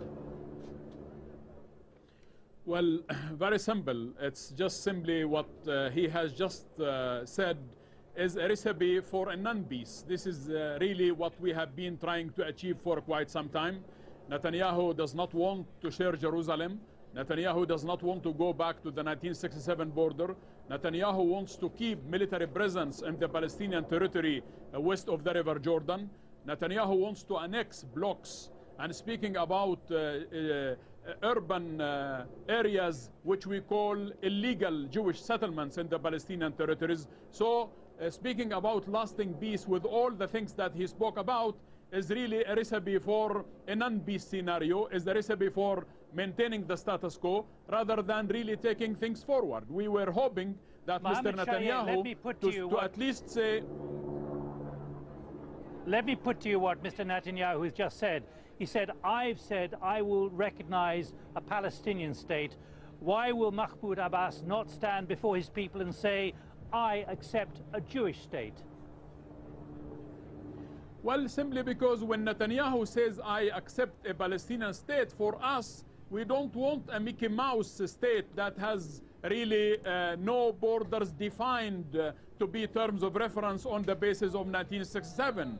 Netanyahu wants a state within the walls that Israel has been building over the last 4 or 5 years, which leaves only 40% of the total area of the West Bank for the Palestinians. All what the Palestinians were hoping to get is no more than 22% of the historical area of Palestine. So if he is going to annex that 60%, then we are left with nothing. There will be no geographic base for this Palestinian state to be established on, one. And secondly, speaking about a Jewish state, Israel can call itself whatever it wants. The issue here is not about the identity, because nobody can ask us to recognize China as a communist state. This is an ideology. We have recognized the state of Israel, and Israel is not recognizing the Palestinian right to self-determination. Mohammed Shawah, thank you very much indeed. Als Barack Obama mit Ehefrau Michelle heute an Buckingham Palace vorfuhr und mit militärischen Ehren empfangen wurde, war er erst 27 Stunden in Europa, hatte aber der Queen schon eine Menge zu erzählen. Die Aschewolke hatte seine Irland-Visite verkürzt und dann war da noch das Missgeschick mit dem Dienstwagen. Eine scheinbar unbesiegbare Festung. Bis gestern. In seinem Cadillac, das Beast genannt, wollte Obama vom Hof der US-Botschaft in Dublin rollen. Schon beim vorausfahrenden Wagen aufraunen. Bodenwelle gerade noch gemeistert. Und jetzt das fette Biest mit dem weltpolitischen Schwergewicht. Obama. Die 3 Tonnen schwere und 6 Meter lange Staatskarosse setzt auf einer Metallschiene auf und bleibt hilflos wie ein gestrandeter Wal liegen. Schadenfreude bei den Schaulustigen. Eine unglaubliche Komödie. Vorher machen die Sicherheitsleute ein Riesentheater und jetzt das. Bomben- und Chemieangriffen mag das James-Bond-Auto widerstehen, aber ein simples Metallteil reicht, um es lahmzulegen. Und die geballte Intelligenz des US-Sicherheitsdienstes vermag die Bestie nicht mehr vom Fleck zu bewegen. Schließlich kommt ein Bus als Sichtschutz, um Obama gefahrlos in einen Ersatzwagen umsteigen zu lassen. Unmut am Straßenrand. Später verlässt Obama das Botschaftsgelände mit seinem baugleichen Zweitwagen. Eines hat er hier gelernt. Manchmal sind für den mächtigsten Mann der Welt 2 Biester besser als nur 1.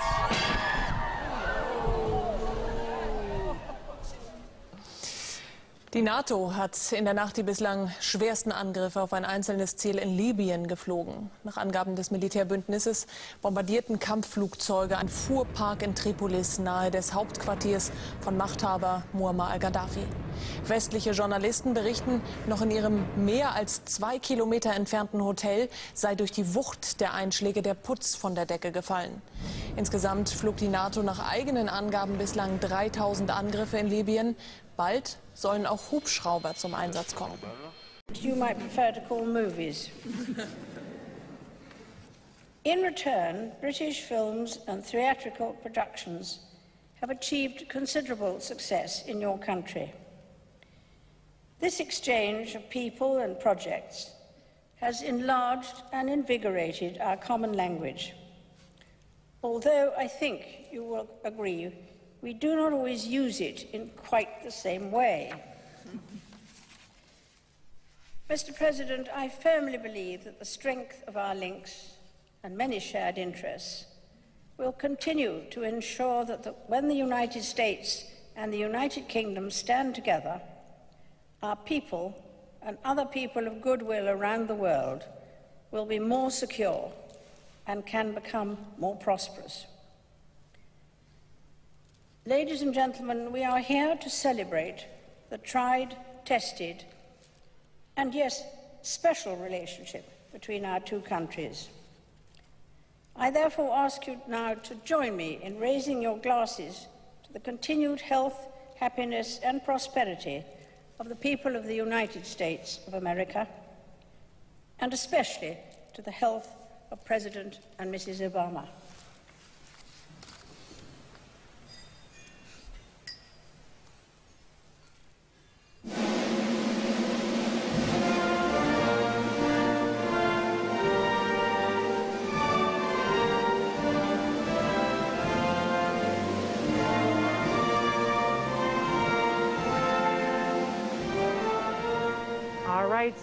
As the musicians there gathered in the State Banquet Hall play the Star-Spangled Banner, we just listened to Queen Elizabeth II toast President Barack Obama, a state banquet in the honor of the U.S. President and the First Lady, Mrs. Obama, in the State Banquet Hall at Buckingham Palace. We're going to take a short break.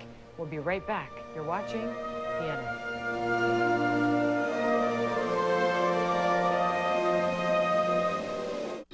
Take you back to Buckingham Palace. President Obama is speaking.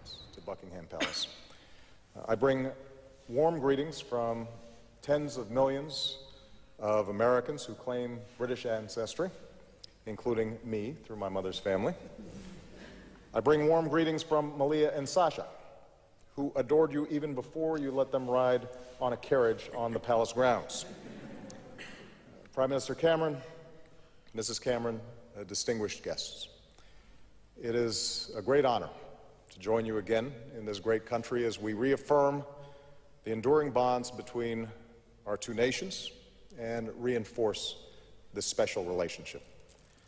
I must say, though, this dinner is a humbling reminder of the fleeting nature of presidencies and prime ministerships. Your Majesty's reign has spanned about a dozen of each, and counting. That makes you both a living witness to the power of our alliance and a chief source of its resilience. Our alliance is a commitment that speaks to who we are. As Winston Churchill said on a visit to the United States, above all, among the English-speaking peoples, there must be the union of hearts based upon convictions and common ideals. While our challenges have changed since Churchill's time, when we fought together to preserve our very democracies, our adherence to those values have not. Our relationship rests on common language, common history, common adherence to the rule of law, the rights of men and women, the very ideals born in this nation. And yet, our relationship never rests. As we approach the 10th anniversary of 9/11, I'm particularly grateful for the solidarity that the United Kingdom has shown to America over the past decade. From that day to this, you have been our closest partner in the struggle to protect our people from terrorist attacks and violent extremism around the world, despite very heavy sacrifices here. And allow me to pay tribute to the contributions of your military forces, which have stood shoulder to shoulder with us for decades. And as we confront the challenges of the 21st century, together, we can have confidence in the partnership that our two countries share, based on the rock-solid foundation built during Queen Elizabeth's lifetime of extraordinary service to her nation and to the world. Ladies and gentlemen, please stand with me and raise your glasses as I propose a toast. To Her Majesty, the Queen, to the vitality of the special relationship between our peoples, and, in the words of Shakespeare, to this blessed plot, this earth, this realm, this England. To the Queen.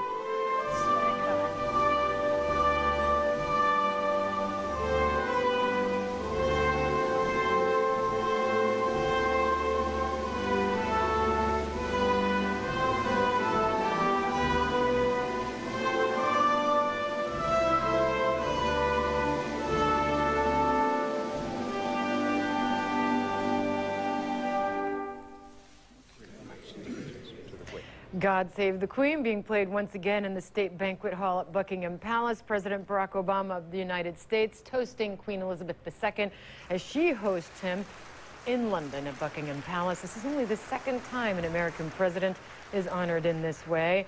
He, as well as Queen Elizabeth II, reaffirming the close relationship of the two nations through crises, wars, and times of peace. And there you have it, live images coming to us from London. Our team of reporters are covering the state visit. President Barack Obama goes on to France and Poland. This is a four-nation European tour for the president. I'm Hala Garani at the CNN Center. Connect the World is coming up next on CNN.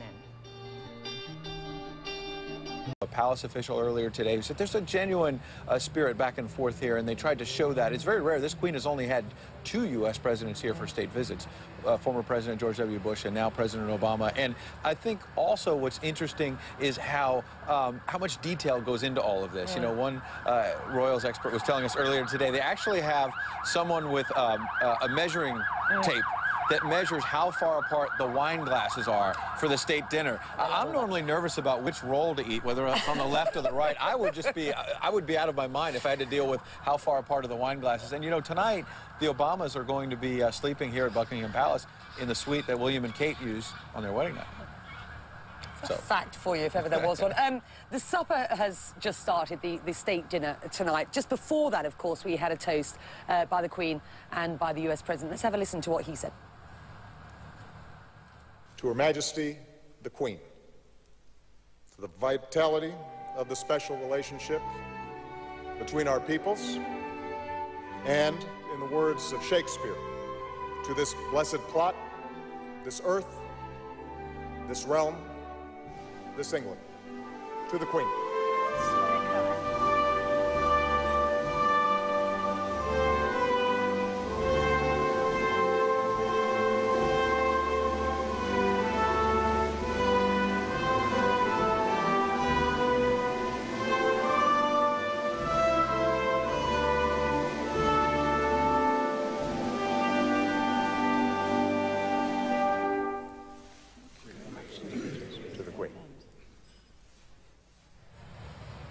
And they will be tucking into, we are told, Seoul, lamb, and various other things on the menu. Listen, this has been a relationship that at least Obama and British Prime Minister David Cameron have upgraded from a special relationship to an essential one. But, Ed, is it still a relationship? It is, but I think part of this is both of them trying to convince the world, hey, we really get along here.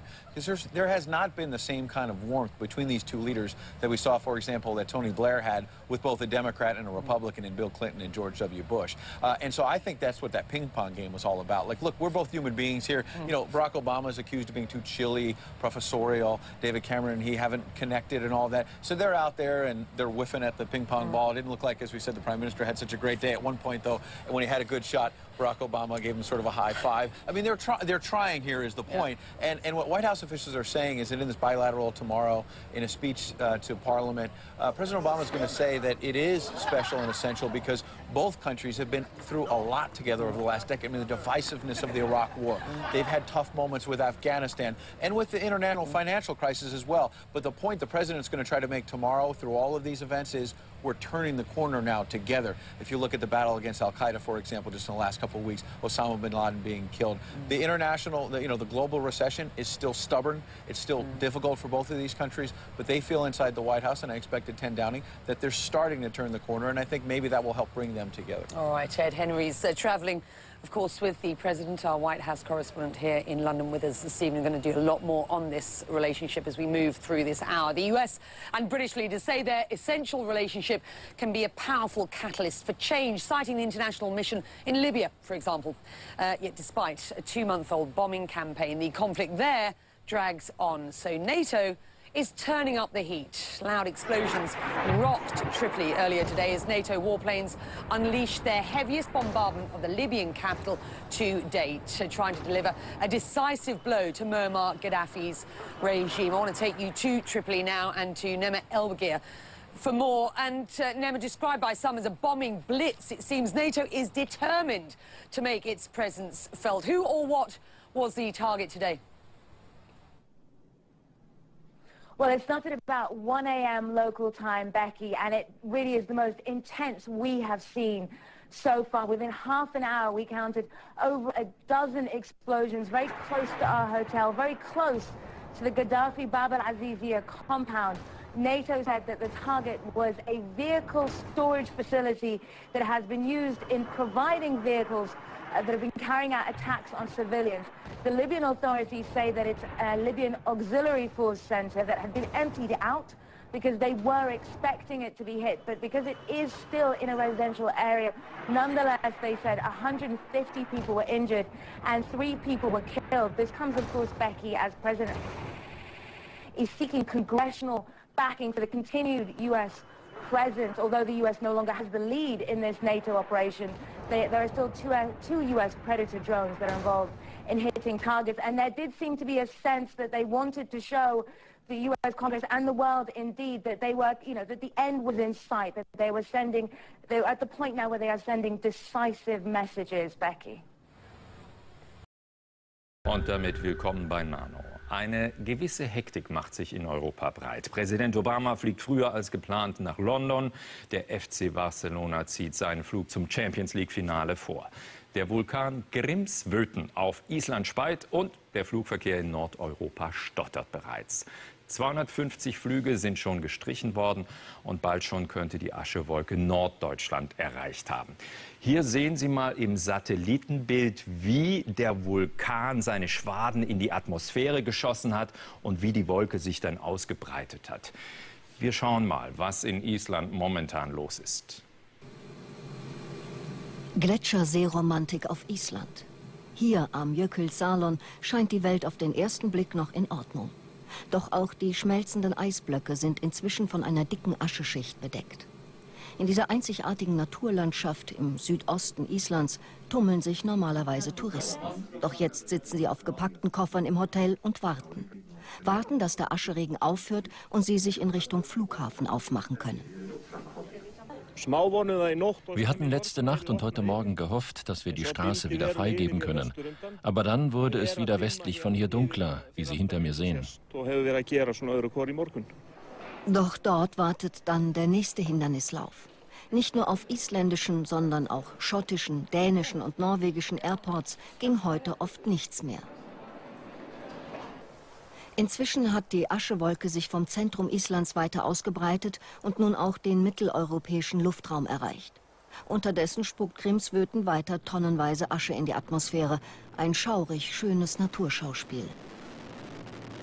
Es ist durchaus möglich, dass das Magma gerade aus extremer Tiefe kommt. Das könnte erklären, warum die Eruptionen so stark sind. Es gibt kein Zeichen, dass alles schon raus ist. Deswegen ist es möglich, dass die Eruptionen die kommenden Tage noch anhalten. Und sie noch etwas länger leiden müssen. Viele Landwirte auf Island wissen noch nicht, wie viele ihrer Tiere ein Opfer des extremen Ascheregens wurden.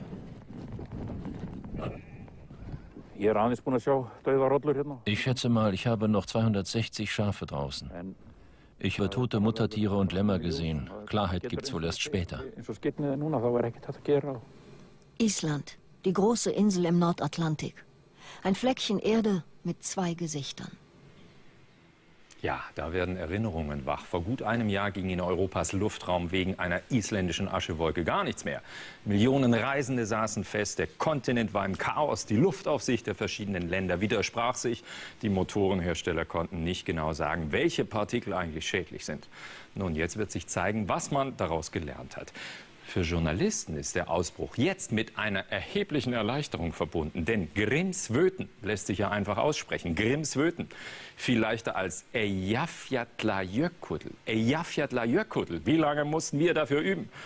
Schauen Sie noch mal, was damals am Eyjafjallajökull los war. Wir hatten den Vulkanforscher Peter Diethelm begleitet. Mit 2 erfahrenen einheimischen Führern und speziell ausgerüsteten Geländefahrzeugen machen wir uns auf den Weg. Aus Sicherheitsgründen nehmen wir 2 Fahrzeuge, denn eine Panne eines einzelnen Wagens könnte auf dem Vulkan fatale Folgen haben.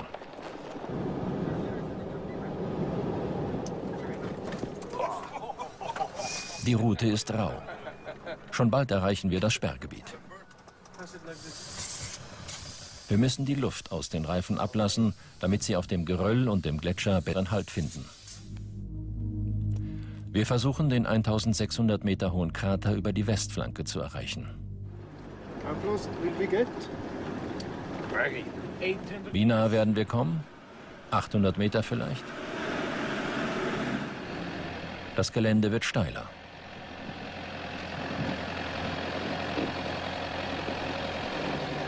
Und die Spannung steigt. Ja, ja. Das übertrifft jetzt wirklich alle.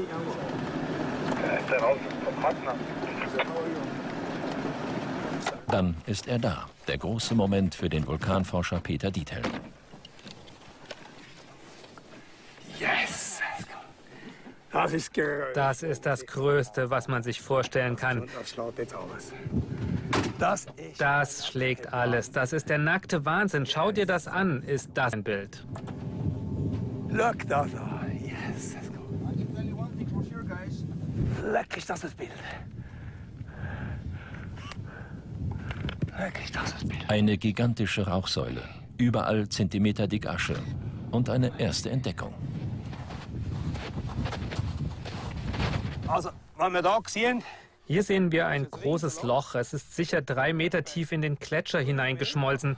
Das Loch entstand durch eine riesige Vulkanbombe, die glühend heiß aus dem Vulkan geschleudert wurde. Durchmesser?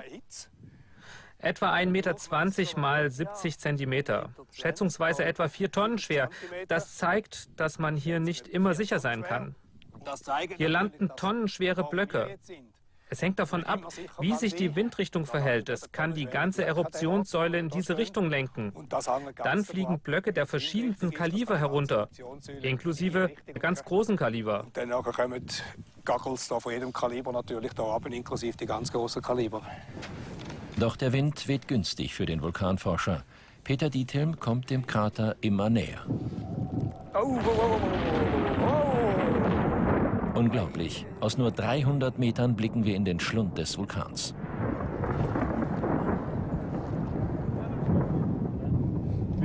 Wie groß sind die Teile, die rauskommen?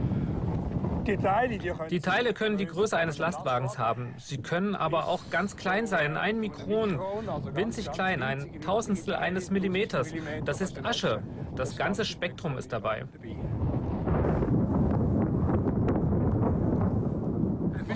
Bist du jetzt mehr der Fan oder der Wissenschaftler? Ach, jetzt kann man gar nicht mehr richtig sprechen und denken. Es ist so phänomenal, so unbeschreiblich.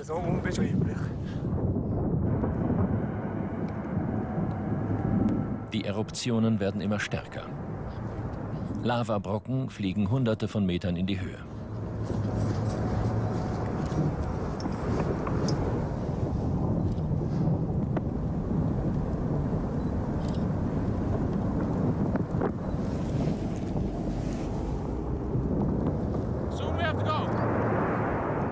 Jetzt wird's ungemütlich. Unsere Guides finden, wir sollten besser gehen.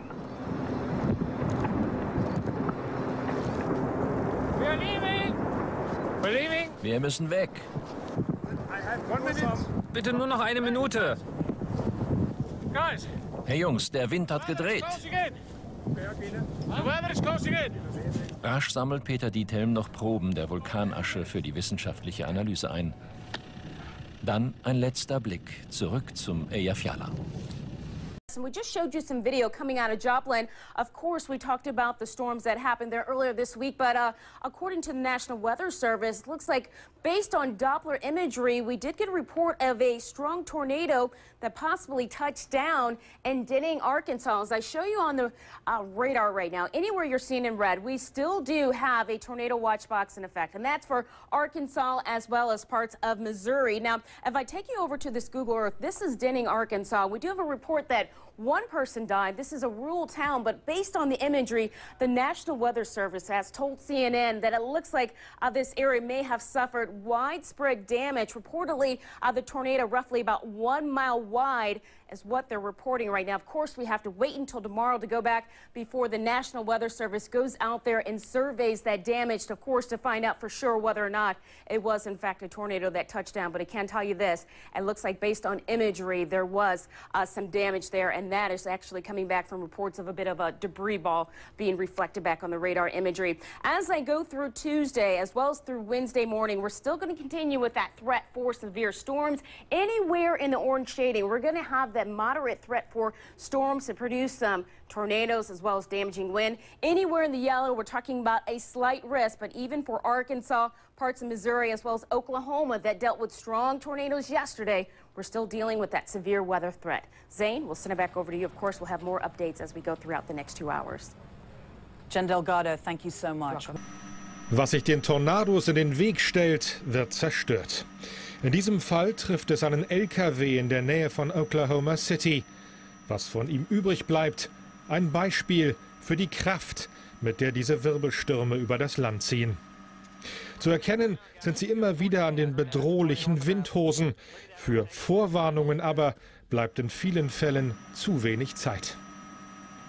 In den USA sind in diesem Jahr bereits etwa 500 Menschen durch Tornados ums Leben gekommen. Besonders stark hat es die Stadt Joplin im US-Bundesstaat Missouri getroffen. Da drüben war meine Wohnung. Als der Tornado kam, habe ich in einem Kleiderschrank Schutz gesucht. Ich habe gehört, wie über mir alles zusammenbrach. Als es dann vorbei war und ich rauskam, da sah ich das hier. Die Menschen werden diesen Albtraum so schnell nicht vergessen. Viele suchen noch immer nach Angehörigen. Rettungskräfte unterstützen sie dabei. Wir durchkämmen die Gegend hier Straße für Straße und hoffen immer noch, Überlebende zu finden. Die Wetterlage bleibt weiterhin gefährlich, so betonen Meteorologen. Mit weiteren Tornados müsse gerechnet werden. US-Präsident Obama und Ehefrau Michelle in dem Bett des Buckingham Palace zu übernachten, in dem William und Kate auch ihre Hochzeitsnacht verbracht hatten. Außerdem konnten sie den beiden frisch Vermählten persönlich ihre Hochzeitsglückwünsche überbringen. Nach einem Tischtennisduell mit Premierminister Cameron wird Obama heute zur Tagespolitik zurückkehren. Hoffentlich mit etwas mehr Konzentration. Gestern trug er sich jedenfalls mit der falschen Jahreszahl 2008 ins Gästebuch der Westminster Abbey ein. Less sentimental, more businesslike. And there are big issues for them to discuss, such as Afghanistan and the timetable for pulling out troops and the possibility of talks with the Taliban. Libya, Colonel Gaddafi is still in power despite NATO's action. And the recent Arab uprisings will surely feature in their talks. The motorcade will return to Parliament this afternoon when he sets out his foreign policy vision to MPs and peers.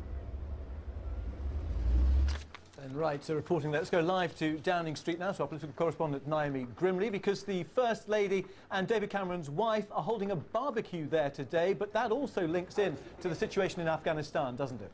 That's right. The two countries, as part of this essential relationship, are going to announce a new council to look after veterans. It's a kind of best practice to see how they can do better post-war aftercare for veterans coming home from Afghanistan. So, as you mentioned, Samantha Cameron and Michelle Obama are going to host a barbecue for military families from both countries. And also, we're expecting that both David Cameron and President Obama will pop in for a hot dog. And it's a lovely day for it, but of course the talk will be about those Arab uprisings, Libya in particular. What are the press saying about this at the moment? Well, there's lots of interest, of course, in President Obama's visit here. I can just show you a couple of the headlines at the moment. There's a particular interest in this photo of the Obamas meeting Prince William and the Duchess of Cambridge. You can see a more formal portrait of the state banquet last night, and the Times saying Obama hails a new dawn for the West. And that's a reference to the speech he'll be making later at the Houses of Parliament. He's going to try and strike a note of optimism, especially with the background of the Arab Spring going on. He's going to say that for the last decade, the world has been through a really difficult time, but he really does feel that a corner has been turned, particularly, of course, with the recent killing of Osama bin Laden. And he's going to say that the Arab Spring in North Africa and the Middle East is really an opportunity for the West. Okay, Naomi Grimley at Downing Street, thank you very much. Also das Flugzeug, das hier unterwegs ist vor den Grimsvörchten, das hat nochmal Glück gehabt. Das sieht ja auch die Wolke ganz gut, nur das Schwierige ist ja hierzulande im Nordseeraum sieht man diesen Schwaden ja nicht, diesen Partikelgehalt 2 Kubikmeter, jetzt komme ich ganz durcheinander, 2 Milligramm pro Kubikmeter, so muss es heißen, sind in der Luft und damit wird es gefährlich. Im Moment sind die Schwaden ungefähr in 6.000 bis 7.000 Metern unterwegs bei uns und da herrscht ein Flugverbot. Warum? Das zeigen wir in dieser Grafik mit diesem Jumbo. Diese Partikel, die können schmelzen in der Hitze der Turbine und dann können sie sich auf die Turbinenschaufeln legen und Strömung und Kühlung der Turbine können Schaden nehmen und das wäre ganz schlecht. 7 Triebwerksausfälle sind verbürgt durch einen Flug in eine Aschewolke und 1989 ist ein solcher Jumbo mit seinen Triebwerken in eine Wolke geraten über Alaska. Und die Triebwerke fielen aus, sprangen dann später wieder an. Und als die Maschine unten war, waren in jedem Triebwerk 70 Kilo Asche. Also man sieht schon, das ist keine Fantasie und das ist auch keine Befürchtung, sondern es ist eine reelle Bedrohung. Außerdem könnten diese Messsonden hier an den vor dem Cockpit hier, die könnten verstopfen durch diese feinen Partikel. Und deshalb schützt man auch die Düsen am Boden mit dieser Plane. Hier Untersuchungen aus Berlin aus den letzten Tagen. Man weiß, diese Partikel sind da, sie sind gefährlich und deshalb ist im Norden Deutschlands im Moment nichts los auf den Flughäfen. Dieses Messflugzeug der Deutschen Luft- und Raumfahrt soll eventuell ab Sonntag dann zur Verfügung stehen, um zu messen, ob diese Bedrohung dann noch existiert. Im Augenblick wissen wir es besser. Im Augenblick ist diese Gefahr da. Aber wie sich es entwickelt, wir haben ja hier diese nachgestellte Szene, in der wir original Vulkanstaub aus Island hier über die Nordhalbkugel mal verstreut haben. So dick sind die Aschepartikel natürlich nicht unterwegs und deshalb sind sie so gefährlich. Also man wird genau sehen müssen, wie sich die Lage in den nächsten Stunden hier in Nordeuropa entwickelt. Mick, danke schön. Above, in a NASA photograph, European air traffic controllers cancelled some 500 flights over Scotland and northern England on Tuesday, but UK flights, it seems, are expected to take off with few disruptions today. Cameron in der Downing Street 10.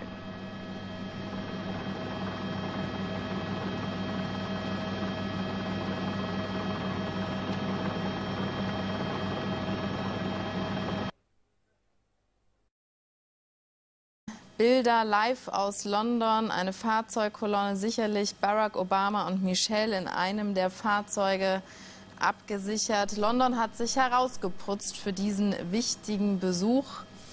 Die beiden sind auf Europatour. Der erste Stopp war Irland, wo Obama unter anderem auch auf den Spuren seiner Vergangenheit war. Er besuchte ein 300-Seelendorf namens Moneygall, von wo aus sein Urgroßvater in die USA ausgewandert ist. Und wegen der Aschewolke musste man dann schon früher nach London aufbrechen als eigentlich geplant. Dort wurde Obama und seine Frau Michelle gestern von der Queen und ihrem Gatten im Buckingham Palace in Empfang genommen. Später ging es in die Westminster Abbey. Dort trug sich der Präsident dann in das Gästebuch ein. Offenbar ein bisschen verwirrt, denn er befand sich im Jahre 2008. Aber das kann mal passieren bei so viel Asche und so viel Umplanung. Ja, dann ging es in die Downing Street Number 10. Das war das erste inoffizielle Treffen mit Premierminister David Cameron und seiner Frau Samantha, denn eigentlich steht das offizielle Treffen erst heute an.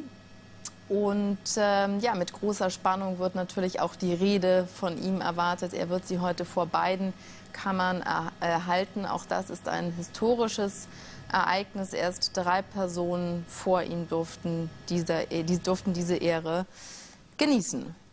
Ja, noch wird durch London gefahren. Morgen, das nur so kurz zum Programm, geht es dann weiter für Obama ins französische Deauville zum G8-Gipfel. Und die letzte Station seiner Tour ist dann Warschau. Und jetzt sind wir verbunden mit unserem Reporter in London, Christoph Böckamp. Christoph, die Stimmung scheint ja sehr locker zu sein in London. Bahnt sich da eventuell eine neue Männerfreundschaft an zwischen David Cameron und Präsident Obama? Ja, die beiden haben natürlich gestern auch, Sie haben es genau richtig gesagt, noch einen sehr ungezwungenen Teil dieses London-Besuchs, dieser Europareise auch von Obama gehabt. Heute wird es dann ernst. Gestern hat man gesehen, die beiden harmonieren an der Tischtennisplatte ganz hervorragend. Heute wird sich dann zeigen, ob sie sich auf der politischen Bühne genauso reibungslos den Ball zuspielen können. Was ich vor allen Dingen interessant von den Bildern gestern fand, es ist ja auch mehrfach betont worden, wie gut sich die Obamas mit der Queen, mit Königin Elizabeth II. Verstehen. Das scheint da wirklich schon auf einer Art Freundschaft zu basieren, dieses Verhältnis. Wenn also von der besonderen Beziehung dieser beiden Staaten immer wieder die Rede ist im Moment, dann kann man vielleicht vor allen Dingen die Beziehung zwischen der Königin und dem US-Präsidenten hervorheben. Ja, jetzt sehen wir gerade, wird Barack Obama von David Cameron in Empfang genommen in der Downing Street Number 10. Es Shake Hands. Ein paar Fotos werden natürlich gemacht. Beide strahlen. Obama, meiner Meinung, der strahlt noch ein bisschen mehr. Man kann ja schon fast, wenn man auch die Bilder von gestern gesehen hat, von ein bisschen Hollywood-Glamour sprechen, oder? Als Michelle und Barack dann auf Kate und William getroffen sind. Ja, das hat aber auch ganz pragmatische Gründe, also zum Beispiel die Tatsache, dass Catherine, so soll man sie ja jetzt mittlerweile nennen, Princess Catherine und Prinz William ihre erste offizielle Reise als verheiratetes Ehepaar ja nach Nordamerika machen werden, in die USA und nach Kanada.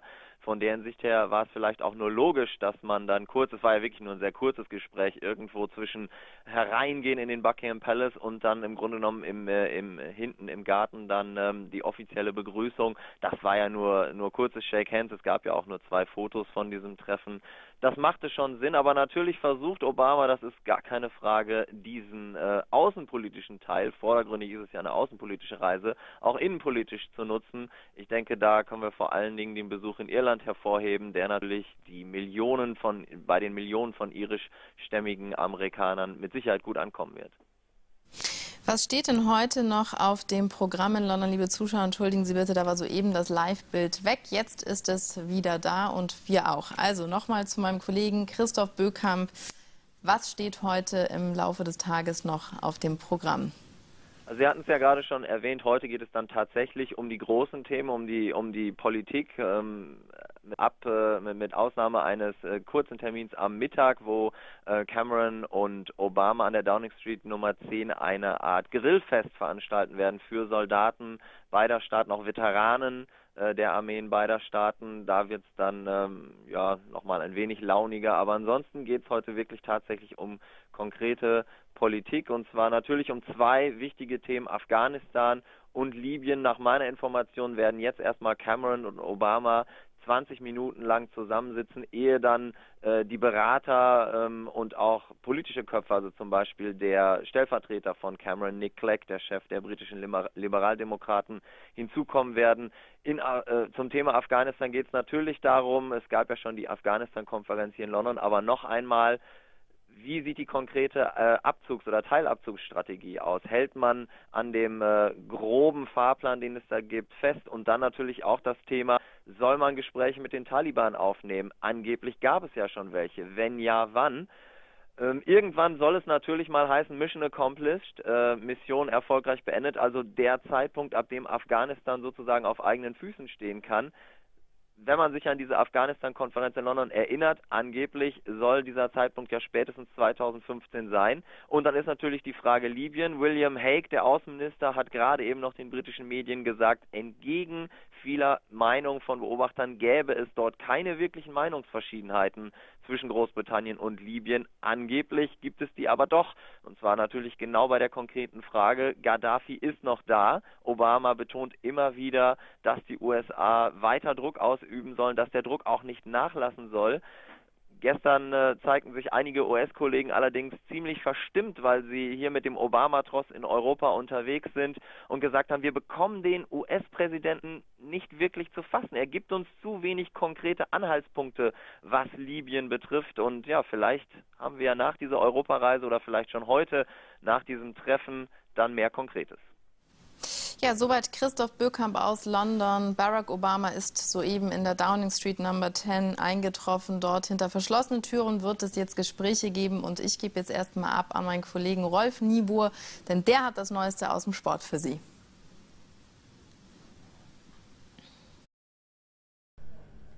That unity of purpose and of action which has made victory possible and certain for the United Nations in this war. The special relationship between Britain and the US will forever be associated with the close friendship between President Roosevelt and Prime Minister Winston Churchill, who knew his country's survival depended on American help. The relationship between my grandfather and Roosevelt was absolutely single-minded pursuit by my grandfather to persuade President Roosevelt to enter the war.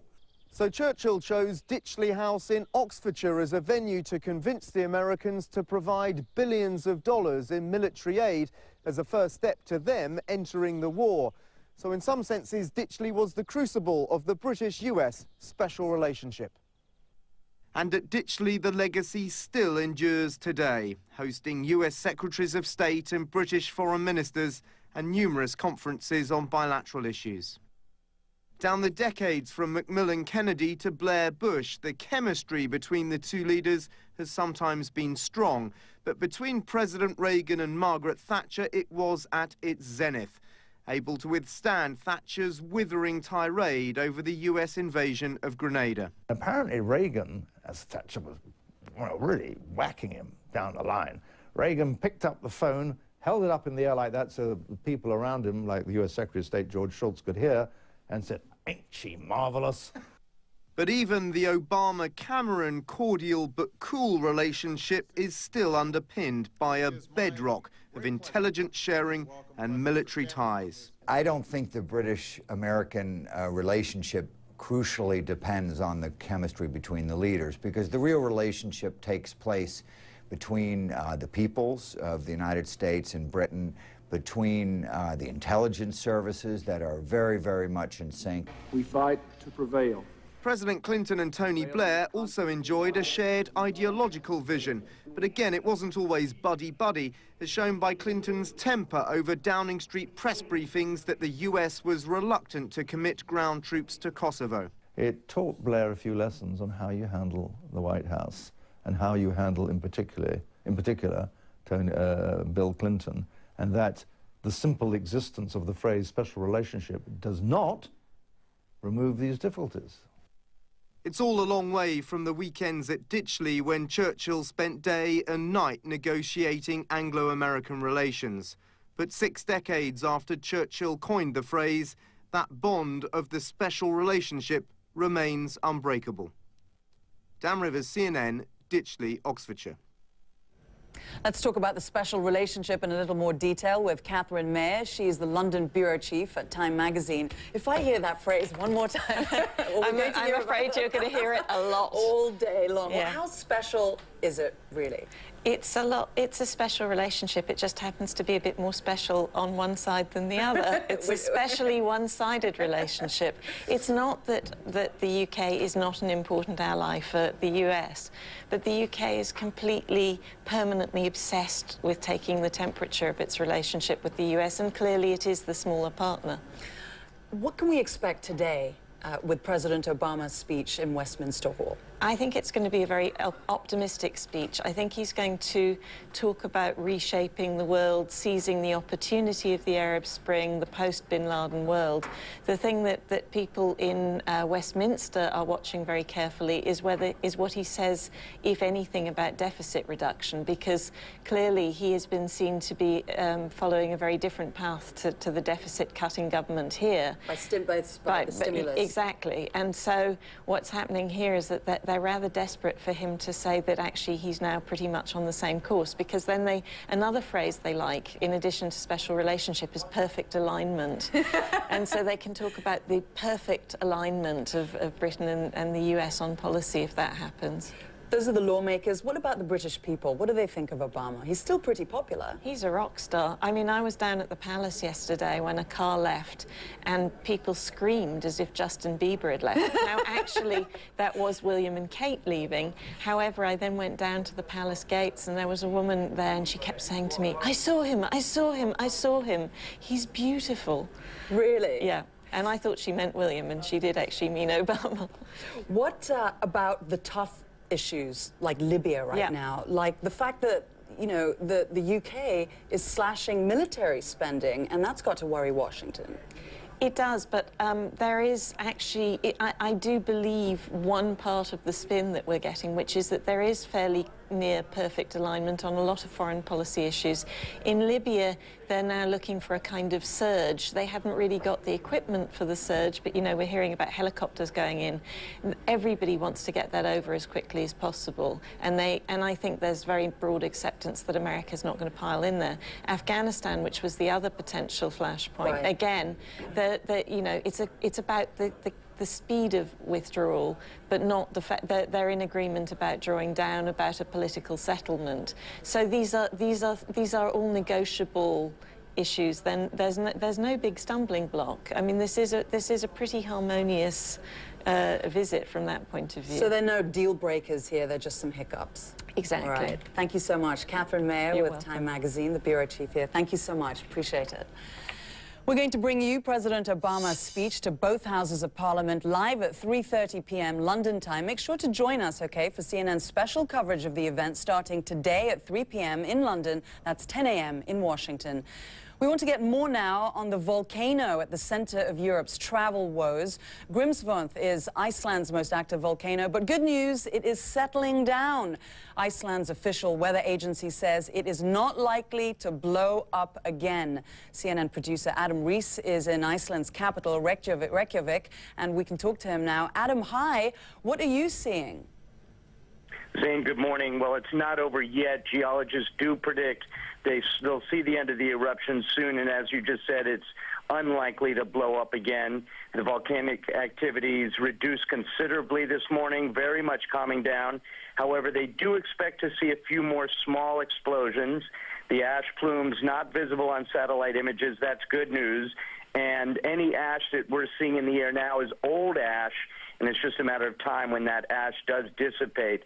Keflavik Airport is now open, and they expect conditions there to only improve.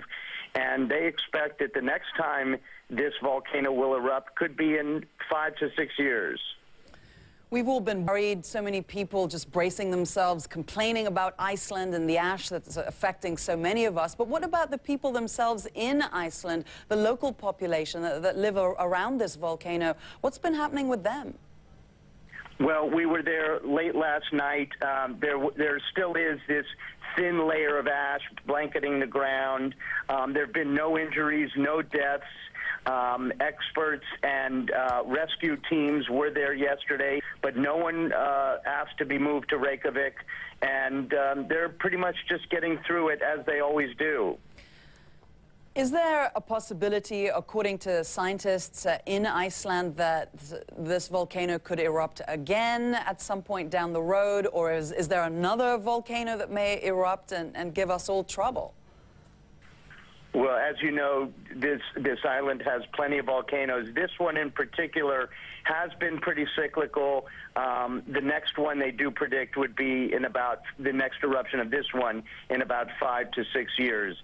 But for now, the eruption looks to be ending. Things are getting better, and hopefully that means that the airspace over Europe will soon clear up as well. Adam Rees with some good news there, reporting to us from Reykjavik in Iceland. Thanks so much, Adam. Nordeuropa, wir sehen noch relativ viel Asche, relativ dicht, aber es kommt wenig nach. Das ist die gute Meldung aus Island. Hier, so sieht es momentan in Deutschland aus, hier in dunkel dargestellt die Aschewolke. Anders als beim letzten Mal fliegt noch relativ viel in Europa oder über Europa hinweg, denn diese Flüge gehen über die Aschewolke, wie hier zum Beispiel eine Air Berlin, die nach Moskau fliegt, die fliegt halt über die Aschewolke hinweg. Mehr Infos auf ntv.de und facebook.com/Netzreporter zu dieser aktuellen Flugsimulation auf flightradar.com. Zum Beispiel haben wir dann einen Link noch für Sie vorbereitet. Of Parliament, recognized everywhere as the emblem of parliamentary democracy, and today it welcomes the world's most powerful leader and grants him an honor given to very few people. Very soon, President Barack Obama will be on his way from Buckingham Palace through the streets of Westminster to Parliament, where members of the Commons and Lords are waiting. It is the high point of his state visit to the United Kingdom, so stay with us for what is truly an historic parliamentary occasion.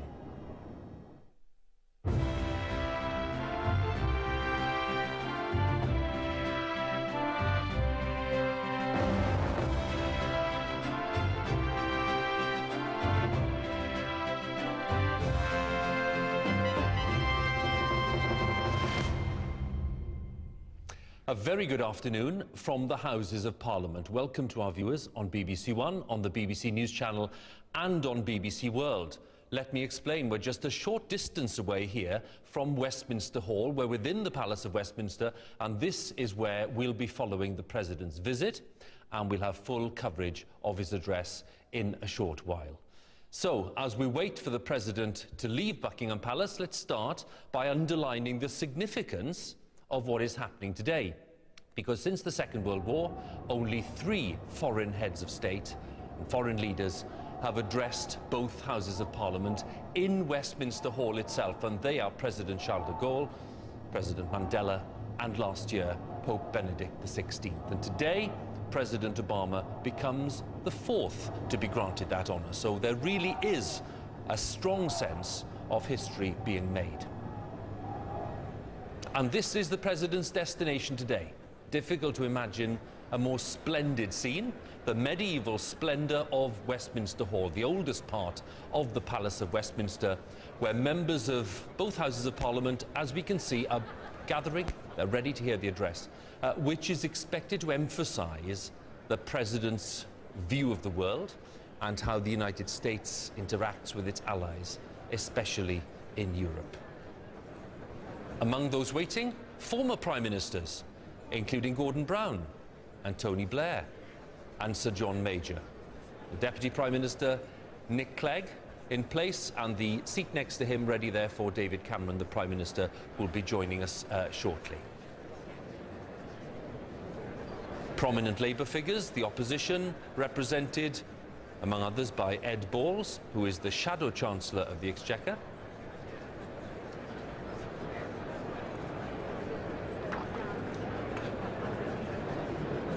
And not just from the world of politics. We have prominent celebrities, including from the other side of the Atlantic, the actor Tom Hanks. Prominent parliamentarians, including Margaret Beckett, a long-serving Labour cabinet minister.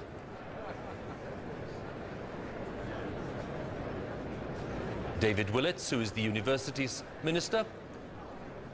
And we have the Scottish Secretary there too. And here's the scene at the Sovereign's entrance. When the Queen arrives every year to open Parliament, this is where Her Majesty arrives, at the foot of the Great Victoria Tower, at the western end of the Houses of Parliament. And ready, the two gentlemen ready to greet the President. On the left, we have Black Rod, who's in charge of lots of the security administration of the House of Lords, and on the right, the Lord Great Chamberlain, the Marquis of Cholmondeley. And he's in charge of the royal sections of the Palace of Westminster, which is still classed, by the way, as a royal residence, though of course doesn't function in that way today. It is not, of course, the President's first visit to Britain, but it's his first official state visit, and the timing couldn't be more significant. Not only has Mr. Obama recently declared his decision to run for a second term, but of course the political landscape has also been changed by his decision recently to sanction the search for and the killing of Osama bin Laden that took place in Pakistan. And Mr. Obama has launched a controversial new initiative to bring peace to the Middle East.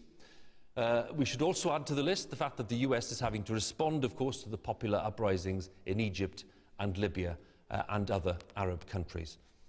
So plenty of things for the President to be addressing in the speech that's coming up very shortly to help us understand the importance of the visit, what it means here in Britain and in Washington and the United States. We have Sir Christopher Mayer, who's a former British ambassador to Washington, and the BBC's Cathy Kay, a very experienced observer for us of the White House and of politics and power in DC, and it's good to have you both with us today. Sir Christopher, first of all, I want to start by showing some remarkable images which took place here in Downing Street in London just a short while ago, because we've rarely seen things like this. Let's just have a look.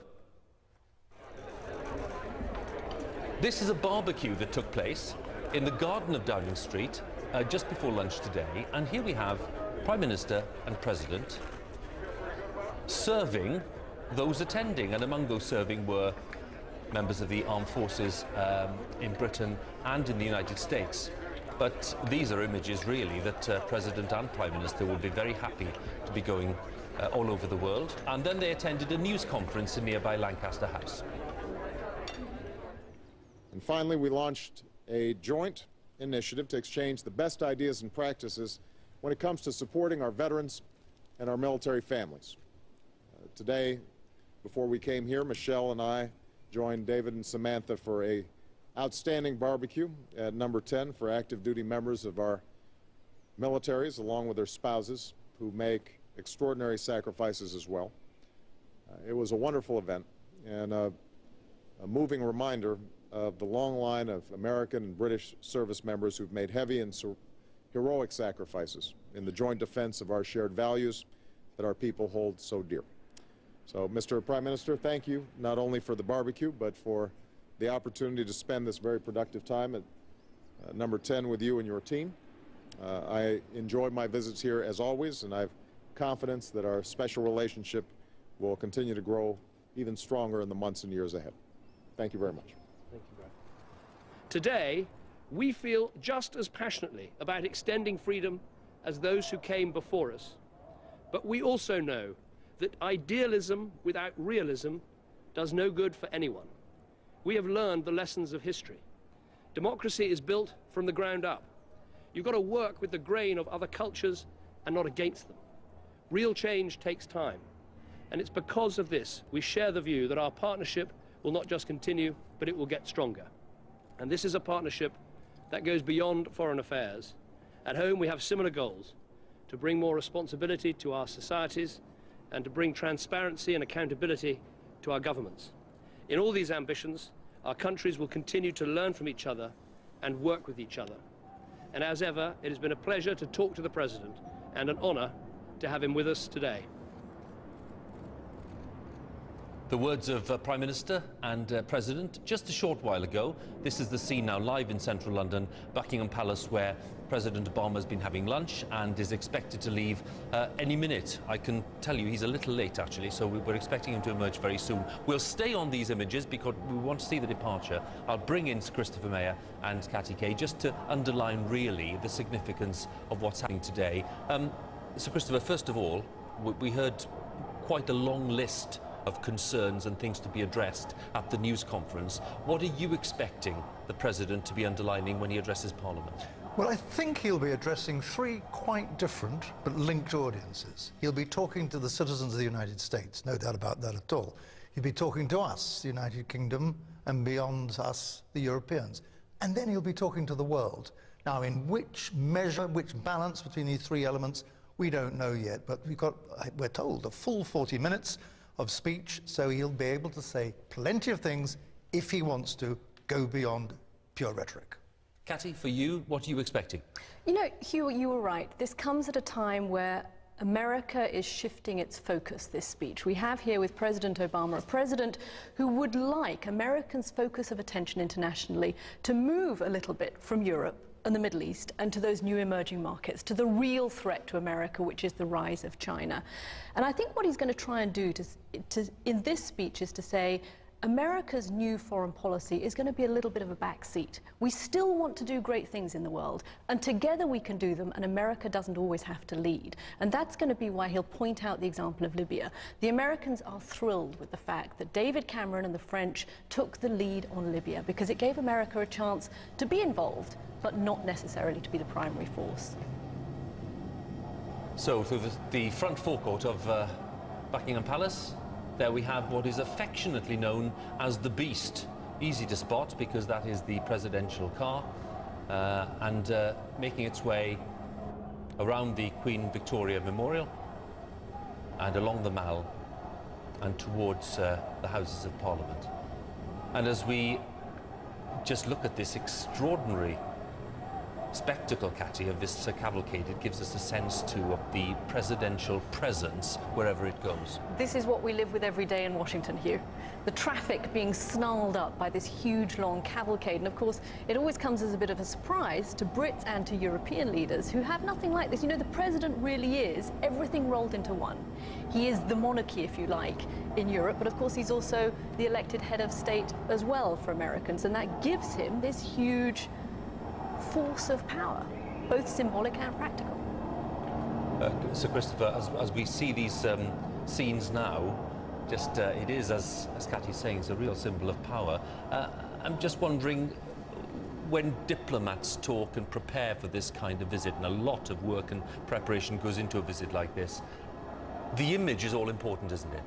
Well, the image is important, very, very important, and we've seen the banquets and all the pomp yesterday. We've seen these very important images of the two men in shirt sleeves serving servicemen. That has a real symbolic impact, but it also has a very strong PR impact. We've seen them speaking apparently in full harmony at the press conference, although behind the words I think there are a few fissures and crevices which need to be covered over. We must never forget that these visits, few and far between that they are, galvanize the bureaucracies on both sides to really come up with something new that they can say. And by definition, when it's America and the United Kingdom concerned, it's got to be a success, whatever happens. And it'll end up by everybody congratulating each other that they've had a terrific success. And so far, actually, I think it's gone extremely well. Well, one thing, I think viewers will be interested in this, just the status of the visit, because it is a full official state visit. There are very few of them. And President George W. Bush made the first state visit back in 2003. This is just the second. And today, of course, an extra honour because President Obama is addressing both houses in Westminster Hall. That's never happened before. So, as you were saying, Chris, really, few and far between the visits, and yet this one, again, has another layer of distinction about it, which maybe adds the pressure as well for some kind of outcome that people can measure, that people can appreciate and say, well, yes, they achieved this. I mean, the last thing I think either the Americans or the British want from this is for people to say it was all flim-flam and pomp. It's a hollow thing. There has got to be substance in this. There is substance in this. There's no doubt about it at all. The agenda, the British-American agenda, is very, very rich. The only thing is how much of it is either side going to let emerge in public as to what happened. We've seen the official version, if you like, in their press conference, but there's going to be a lot of spinning and briefing afterwards, and maybe a few more things will come out. We haven't heard much about the detail of Libya. We've heard very little about the detail of how we're going to get out of Afghanistan together, and so on and so forth, and how are we really going to take Israel and Palestine forward? There are clearly, you know, a lot of policy issues. They've got to be looking at the Middle East. It's a very important time in the region at the moment. They're both engaged in the mission in Libya. They're going to be looking at that. But in my conversations with the White House over the last couple of weeks, the thing I've also been struck by, Hugh, is that they are so sensitive about this need to reassure the Brits that the relationship is still special. And as one White House official put it to me, it's not just a special relationship, it's a super special, essential relationship. I mean, and they take it with a pinch of salt and they kind of roll their eyes. But they do also want to be able to come to Europe and say, we have made no secret of the fact that America's focus of gravity is shifting a little bit, but we also want to make sure that our Europeans are on board. It's a little bit like if you forgot your mum's birthday last year and she's feeling a little bit sniffy about it, and so this year you send her a huge bunch of flowers, and that's what the President wanted to achieve coming here and reassuring the Brits. I mean, I absolutely agree with you, because I remember I started to go off the special relationship as a phrase when I found myself in the State Department seeing a very senior official whose identity I think I better conceal, and he was preparing the briefs for the Secretary of State's visit at that time to the United Kingdom, and in huge capital letters written on a piece of paper it said, "Don't forget to mention the special relationship." And you know that to a degree that they put this in to tickle our tummies, and with any luck we might even roll over on our backs and agree to things we might not otherwise have agreed to. So when we had a central relationship, I let out a little cheer. Well, here we are, just a few minutes to go before the President arrives at the Houses of Parliament. They've taken a slightly circuitous route. It'll all be to do with security, of course, not the obvious route along the Mall and down Whitehall. They come through a few of the back streets here in central Westminster, and they'll soon be at the Houses of Parliament just within a few minutes' time. They're just coming around Vauxhall Bridge Road, I think, and then they'll be onto the embankment very soon. So just a few minutes away. Let's have a look inside Westminster Hall, because that splendid place is now full, and the Prime Minister has taken his place. Just chatting there to the Foreign Secretary, William Hague, and there in the background we can see Norma Major, wife of the former Prime Minister, Sir John Major. There, the Prime Minister in place now. And just a few rows behind, we have representatives of churches and other faiths. We have the Archbishop of Canterbury and the Chief Rabbi also in attendance today. And just in the background there, we can see the Justice Secretary, Kenneth Clark. So if you have a look at the presidential progress. There we are, banks of the Thames, and they'll soon be at the Victoria Tower, the Sovereign's entrance to the Palace of Westminster.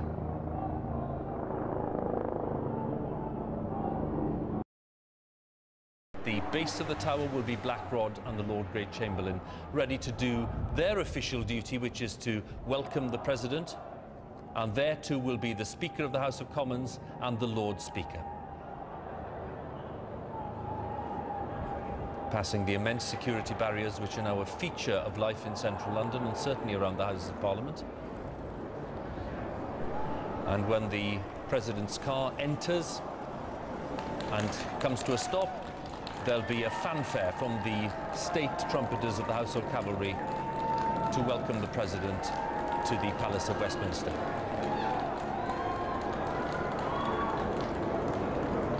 It's a very big car and it's a narrow entrance, so great care is being taken.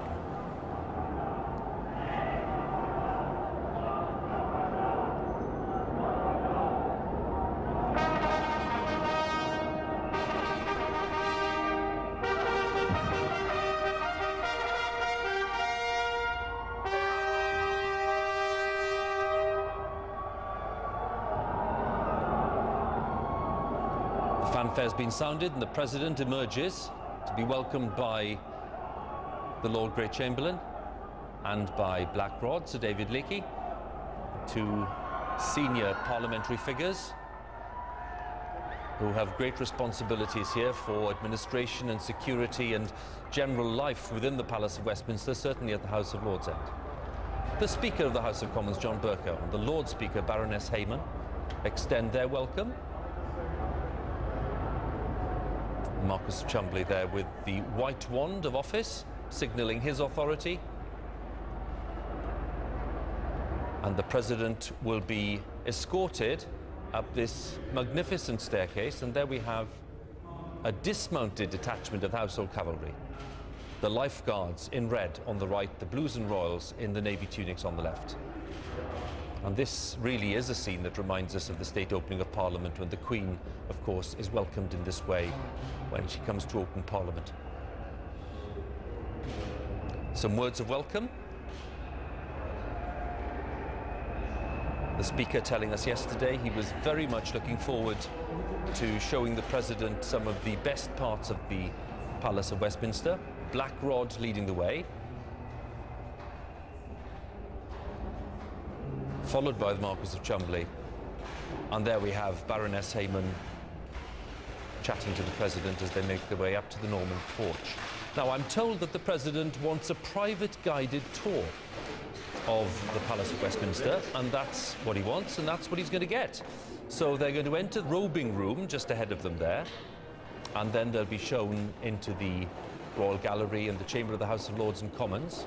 And we're not allowed to film that because the President, we're told, wants to be relaxed, no cameras, wants to enjoy the visit. But we're told that it won't be too long before he emerges in the central lobby, ready to give that speech in Westminster Hall. And as we've seen, that hall is absolutely packed with people waiting to hear what he has to say.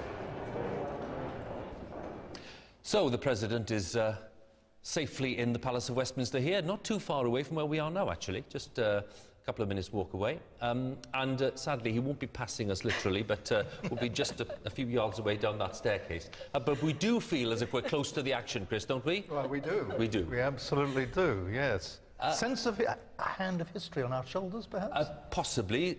That's absolutely right. I want to talk to you a little more about the sense of special relationship. We had a little bit of a chat about it earlier, and maybe one or two slightly cynical thoughts about why it's discussed still in a slightly obsessive way. But to help us along, we want to look at maybe one or two instances in the past. There was a very telling phrase there from Mr. Cameron earlier, those who've been before us, those who've gone before us, a reference perhaps to President Reagan and Margaret Thatcher in their day, just in terms of what they might achieve. So in order to help us understand what's going on, let's take a look at this. We in Britain think you are a wonderful president. We see so many things in the same way. We share so many of the same goals and a determination to achieve them, which you summed up so well, and alas, I cannot imitate this wonderful American English accent. You ain't seen nothing yet.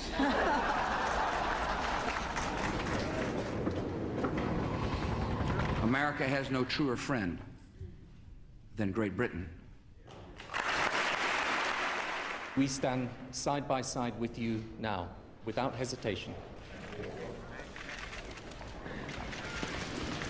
I am confident that with my partner and friend David Cameron, the special relationship between our countries will only grow stronger in the years to come. It's a partnership that I profoundly want to make work as well as it possibly can in the years that I'm Prime Minister of Britain and with you as President of the United States.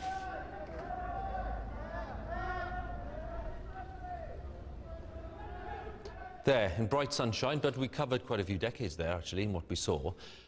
So if we talk about how the special relationship manifests itself today, I'm going to start really with the subject that dominated the news conference earlier on, which was Libya. How the tensions over Libya and how we respond to it really put a strain on that relationship, or do they? Because as Chris was mentioning earlier, they were at pains to agree on everything today, but we do know there are tensions. Let's start with Libya, the thought being that America, frankly, isn't doing as much as it could. What did you make of the exchanges earlier? You know, it's interesting, because I think on Afghanistan, both President and Prime Minister are in lockstep. They would like to bring their forces home. When it comes to Libya, America would really like to see Europe lead this operation, and Obama is looking at the domestic opinion polls and seeing that there is not much support at this time of budgetary difficulties, of American forces already being wrapped up in Afghanistan and still in Iraq, for yet another American mission abroad. And so he would like the Europeans, and particularly the British and the French, to really take that one over, and for the Americans to take as much of a back seat as possible. And so you saw that you see some of that tension. You saw it in the questions, and you saw it in some of the ducking of the questions.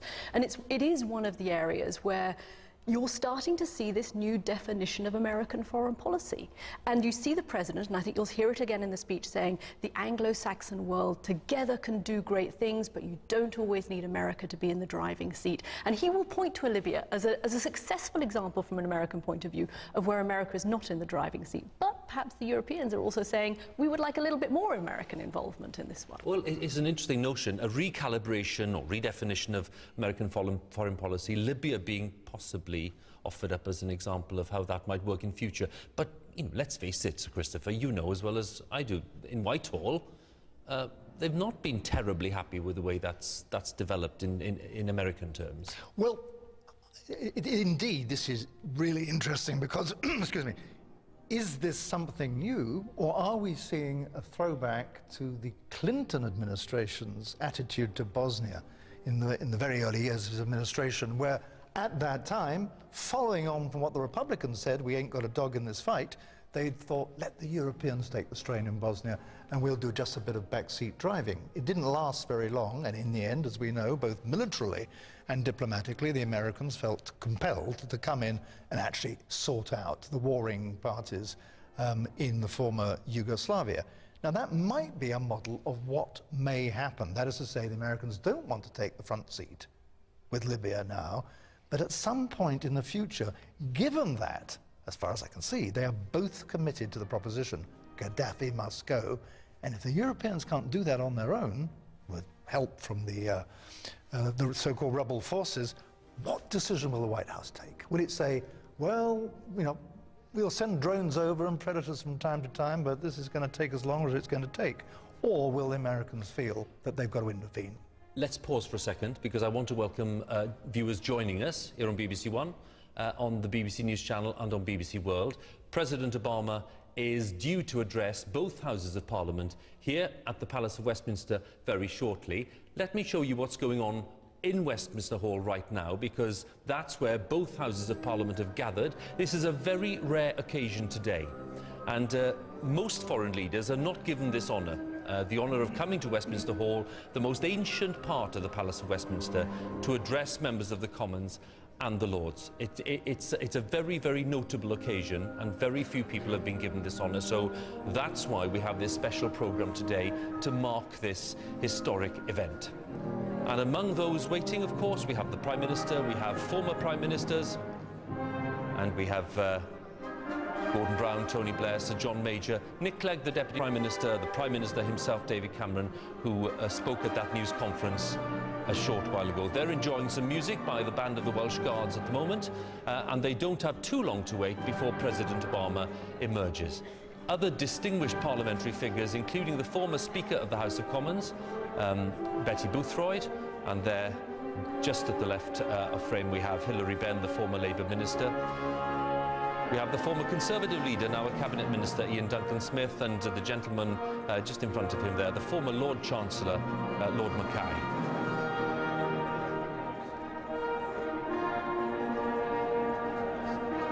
The Archbishop of Canterbury, Dr. Rowan Williams, who of course was seen all over the world recently, conducting the marriage ceremony of Prince William and Catherine Middleton at Westminster Abbey.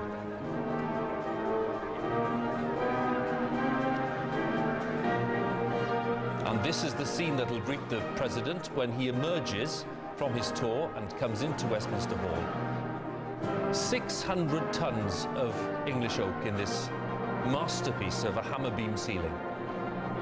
A real treasure in medieval English carpentry. Just one of the prime features of this part of the building, but it really is something that thrills everyone who sees it. And I'm sure the President will be no exception to that. So just a few minutes to go then before the President emerges, and time for us really to look ahead in a little more detail to the speech. And I've got Sir Christopher Mayer and BBC's Catty Kay still with me here in our lobby area, not far from Westminster Hall. We mentioned Libya. Catty, you mentioned Afghanistan too, and I'm sure that will feature in the President's address. Just a few days ago, he gave an interview to the BBC's Andrew Marr, and he there hinted as to the future strategy in Afghanistan, and it's just worth listening to what he had to say. What I agree with, and I think Prime Minister Cameron would be the first to say, is that we're not going to militarily solve this problem. No. And you're right, we can't expect Afghanistan, one of the poorest countries in the world, suddenly to have the same institutions that an advanced and well-developed democracy has. What we can do, I think, is use the efforts that we've made militarily to broker a political settlement that ensures the Afghan constitution is abided by, that elections remain free and fair, that human rights, including women's rights, are respected. We're not going to get a perfect outcome, but I think that we, during this transition period that we've already agreed to, we can get to the point where a political reconciliation is possible on terms that are consistent with our values and consistent with the reason that we went in there in the first place. President Obama talking to the BBC's Andrew Marr just a few days ago. The tense in the sentence was important. The military action all in the past tense. The talk of brokering a political deal. Now again, are there tensions here at all between Britain and the United States? What do you detect, Sir Christopher? Well, I thought for a while there were differences between us, tactically if not strategically, about the timing and scale and nature of withdrawal. They look to me, as Cathy has already said, to be pretty well on the same page on the need now for a political solution. Is this the same thing as saying we're now ready to open negotiations, at least with some of the Taliban? I mean, if I were a Taliban, I would think that this was starting to be a signal to me. The Secretary of State Hillary Clinton has said that there are certain red lines that the Taliban has to meet in order to have formal negotiations. Most people in Washington suspect that there are behind-the-scenes negotiations already taking place at some sort of level. And they're hoping in the White House that the killing of Osama bin Laden will persuade certain members of the Taliban that better to negotiate than to end up like bin Laden. What we have are senior officials from the United States and from the British diplomatic corps taking their places now in Westminster Hall, and this really is a signal that the President himself will be arriving very soon, because some of these were here to look at some parts of the Palace of Westminster too. Cathy? It doesn't surprise me at all that Barack Obama has asked for this private tour of the Palace of Westminster, Hugh, because part of the special relationship is this sentimental attachment to Great Britain that goes back to the Second World War. They love the Beatles, they love Harrods, they love the Palace of Westminster, they loved the royal wedding.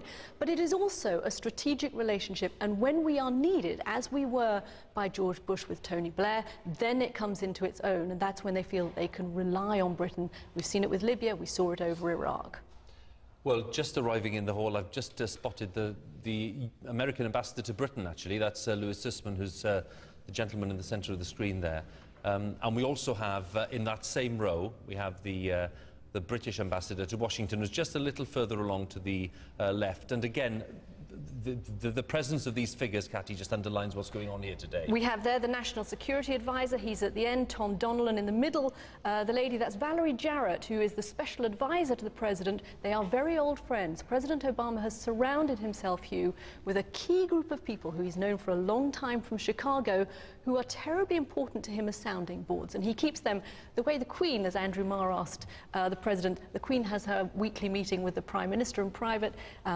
Valerie Jarrett serves almost as a kind of sounding board for the President. And her role in the drafting of this speech, or at least in trying to construct the ideas for it? I spoke to the White House on Friday to a senior advisor, and I said, OK, so what's going to be in the speech? And the advisor said to me, we don't know, it hasn't been drafted yet, which gives you some indication of just how busy they are in the White House at the moment. Of course, they'd just come straight out of the Middle East speech. But they knew the broad parameters, of course, talking about Libya, talking about the Middle East, talking about the European-American relationship. If we take a look at the great window which dominates the Westminster Hall, because that's where we have the state trumpeters of the Household Cavalry ranked along that western flank of this hall, and they'll be there ready with their magnificent medieval tabards and their banners, ready to give that formal ceremonial welcome when the President emerges. And that really is part of the splendid ceremonial pageantry that takes place on these occasions.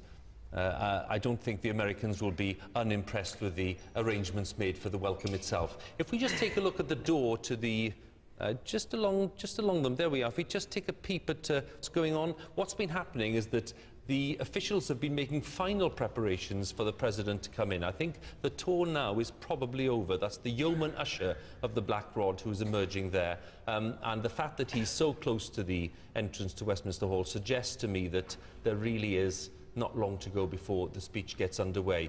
We are running slightly behind schedule, but maybe they've curtailed a bit of the tour, despite the fact the president was keen to do it, Cathy. And this is a president who likes to be prompt if he can. He's not like Bill Clinton, who was absolutely famous for being late. And he does have a very good relationship with David Cameron, Hugh. I mean, this is interesting. We saw it there with their rolled-up sleeves at the barbecue. And when David Cameron said, if you work hard, you have the promise of a better life, he almost sounded like an American, didn't he? That's the kind of thing that Barack Obama and Americans listening back home will relate to and understand. And so much of the relationship, I think, is about the chemistry. They had it between George Bush and Tony Blair. Clearly, Thatcher and Reagan had it. It also shows that the political labels don't really matter in the creation of the personal relationships. That you don't have to be a Republican to like a Tory, and you don't have to be a Democrat to like somebody from New Labour. It's irrelevant to the chemistry, whether it's created or not. Interesting, because we caught a glimpse there of Ed Miliband, the relatively new Labour leader, who sat just a few rows behind Mr Cameron there. Mr Miliband, of course, who's already had his meeting there with the President at Buckingham Palace. Some reports around that, and just according to what Sir Christopher was saying there, about some nervousness in Labour ranks about how close Mr Cameron might appear to be to President Obama. There's David Miliband, of course, the former Foreign Secretary, who himself was said to enjoy a very good relationship with this administration. Well, I remember when George W. Bush came into office, and of course Tony Blair had been amazingly close to Bill Clinton. We were all very worried that you couldn't make the chemistry work with George W. And I remember asking Karl Rove, his eminent screes, was this going to be a problem? And he said, if Britain and America are close, it doesn't matter to us who was president and who was prime minister in London. And that's a good philosophy. Yeah. Just on the preparation, Cathy, again, because fascinating here, your insights into the White House thinking here. What does this speech need to do today? Let's just underline, for all people watching at home, no president has ever addressed both Houses of Parliament in Westminster Hall. It is a first, and it's making history there today. And that, of course, underlines the significance of this visit and what the Americans also perceive as the importance of the visit. And George Bush, the only other US president to have a state visit under Her Majesty the Queen. So, yes, very important. They would like to, for once and for all, ideally reassure the British public that the Americans understand this is a special relationship, that it is unique. But also, I think, to say we can do good things together. We can change the world together. We can address the uprisings in the Middle East. We can get rid of Gaddafi and have a mission in Libya. We can take on these challenges together, and America doesn't always have to be in the driving seat. And I think that's going to be the tone of this speech. Can I ask Cathy a question? Do you think that essential relationship will finally supersede special relationship? Or special relationship there forever and ever and ever? I think it won't, because there is so much historical significance going back to Churchill's special relationship with Roosevelt. That is part of the problem, isn't it? Yes, and actually, I mean, is it an exhaustive brand? That is my question. Barack Obama and David Cameron are quite right, that actually this should be a relationship built on fundamentals rather than on historical sentiment. That is a relationship that works better in the world when it is actually needed and does things together. And I think, although the president won't say it as bluntly as that, it's going to be the underpinning of this speech. Let's just join Westminster Hall again, because I sense that the President is about to enter. There we have the principal players from the House of Commons and House of Lords just standing at the doorway there. The entrance to what was St Stephen's Chapel, at one stage, that's where the House of Commons used to meet, just beyond that door. But here we are. It's now the main concourse on the way up to Central Lobby. This side, our camera is placed there just near the great west window, and there we have the state trumpeters ready and waiting for that signal, the signal from the yeoman usher and from Black Rod that the President is on his way. One other thing, Hugh, that I think you're going to hear the President say, and this is I've heard from White House officials, is that when it comes to the Middle East, and he's going to address the Middle East Spring or the Arab Spring, is that the Americans would like to make sure that there is an economic component to what is happening in the Middle East, that these new movements are supported economically. And I think you might hear him during this trip say, come on, Europe, you've got to pony up a little bit here. If we're going to make this last, these new governments have to be supported. That's going to be a tough call in a Europe that is suffering from sovereign debt crises. It's a tough call back in America. The last thing people actually want to do in Congress is vote for more money to help new democracies in the Middle East. But it is something that the White House would like to push for. I think one of the things that David Cameron has given Barack Obama, although Barack Obama himself came late to this, is complete support for the notion of backing pro-democracy. But there are little Saudi Arabia let-out clauses, both in the press conference and in a joint article yesterday. Every country must move at its own pace. It's not for us to dictate how they do this. That is supposed to cheer up the Saudis, I think, that they're not going to be pushed against the grain, to use David Cameron's phrase. And we certainly didn't hear during the press conference on any call for President Assad of Syria to go. The White House has been very careful about that, calling on Gaddafi to go, calling on Mubarak to go, but not using the same language when it came to Syria. I mean, in some ways, you would like the leaders to be more frank and open and say, yeah, sure, we're inconsistent to a degree, and that is the way life is. And international politics, but I suppose that's a step too far in being frank. Well, if he is to speak for 40 minutes today, he's going to be in a position to go into some detail about his latest thinking on lots of these areas. And of course, lots of those people in the hall will themselves be experts in lots of these areas, not just diplomats, but parliamentarians who've been paying a great interest. It's a great scene in Westminster Hall today. If you just take a look at what's going on there. There you have people just crowded around the staircases going up to the Jubilee Room and committee rooms, which are just off to the left-hand side. And an immense crowd, including the Chief Rabbi and other faith leaders who are here today. And they'll all be sensing, I think, that they're about to see something rather special. Because the foreign leaders who've been here to address them in this hall, I stress, there have been addresses in other parts of the Houses of Parliament, the Royal Gallery being the main one, but in this special place, we've had President de Gaulle, we've had President Mandela, last year we had Pope Benedict. Just 3 foreign leaders since the Second World War. And of course today, an extra layer of distinction, because no US president has ever been to this hall to address both Houses of Parliament. President George W. Bush was meant to, back in 2003, but that engagement was cancelled because there were lots of anti-war protests in London at the time. So it didn't take place. So this, in fact, is the first ever. Ronald Reagan, Bill Clinton, they were all here, but in the Royal Gallery, which is the other, which are at the other end of the Houses of Parliament. So today, as the President prepares to emerge, and as the state trumpeters prepare to welcome him, aware, of course, that this is going to be a very special occasion indeed.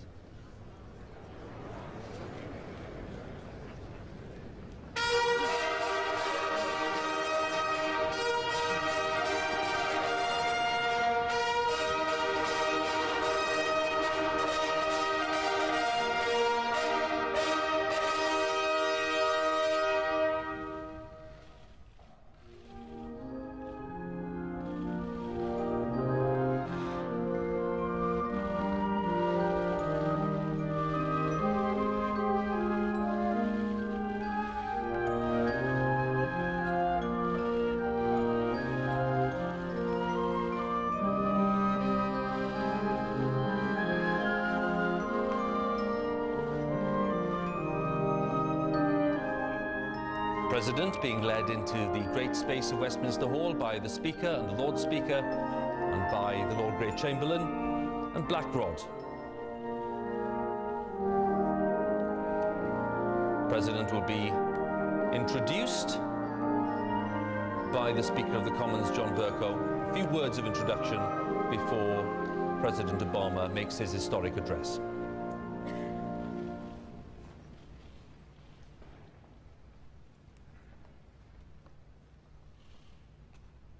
Mr. President, ladies and gentlemen, history is more than the path left by the past. It influences the present and can shape the future. We meet today in Westminster Hall, a building begun 900 years ago, when the Vikings were visiting the shores of what would become the United States, even if it was Columbus who would subsequently demonstrate the politician's art of arriving late but claiming all the credit. This hall has witnessed grim trials and the sentencing to death of a king, coronation banquets, ceremonial addresses, and the coffins of those receiving the last respects of our people. Few places reach so far into the heart of our nation. Yet, until today, no American president has stood on these steps to address our country's parliament. It is my honor, Mr. President, to welcome you as our friend and as a statesman. Statesmanship is the cement which seals our shared idealism as nations. It makes meaningful the unity of ambition, passion for freedom, and abhorrence of injustice that is the core of our close alliance. It has fallen to you to tackle economic turbulence at home, to protect the health of those without wealth, and to seek that precious balance between security, which is too often threatened, and human rights, which are too often denied. History is not the burden of any one man or woman alone, but some are called to meet a special share of its challenges. It is a duty that you discharge with a dignity, determination, and distinction that are widely admired. Abraham Lincoln once observed that nearly all men can stand adversity, but if you want to test a man's character, give him power.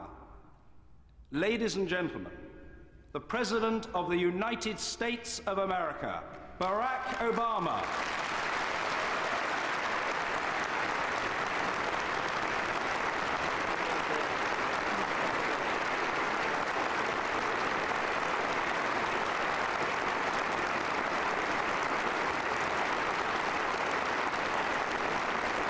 Thank you.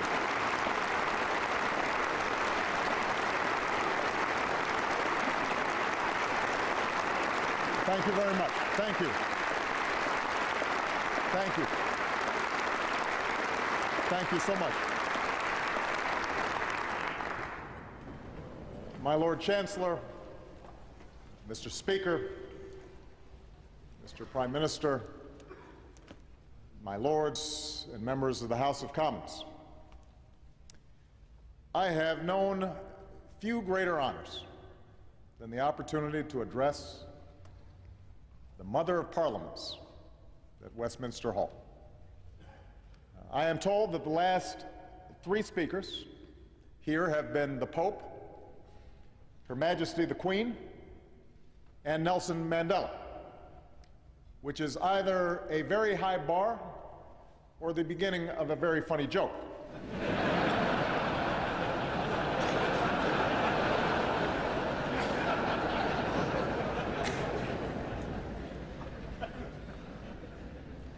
I've come here today to reaffirm one of the oldest, one of the strongest alliances the world has ever known.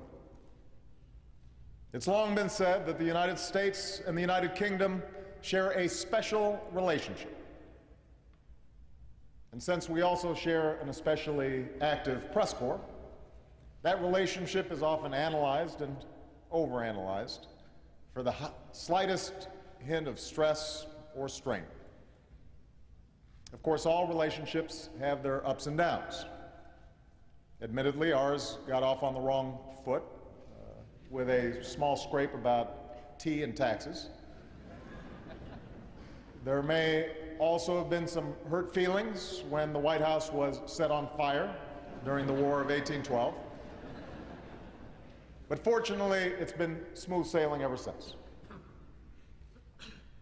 The reason for this close friendship doesn't just have to do with our shared history. our shared heritage, our ties of language and culture, or even the strong partnership between our governments. Our relationship is special because of the values and beliefs that have united our people through the ages. Centuries ago, when kings, emperors, and warlords reigned over much of the world, it was the English who first spelled out the rights and liberties of man in the Magna Carta. It was here, in this very hall, where the rule of law first developed, courts were established, disputes were settled, and citizens came to petition their leaders. Over time, the people of this nation waged a long and sometimes bloody struggle to expand and secure their freedom from the crown. And propelled by the ideals of the Enlightenment, they would ultimately forge an English Bill of Rights and invest the power to govern in an elected parliament that's gathered here today. What began on this island would inspire millions throughout the continent of Europe and across the world.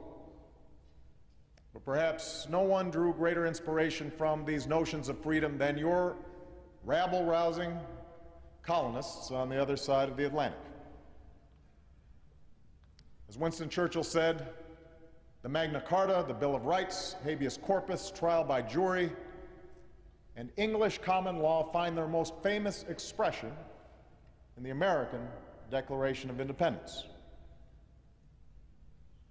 For both of our nations, living up to the ideals enshrined in these founding documents has sometimes been difficult, has always been a work in progress. The path has never been perfect. But through the struggles of slaves and immigrants, women and ethnic minorities, former colonies and persecuted religions, we have learned better than most that the longing for freedom and human dignity is not English or American or Western.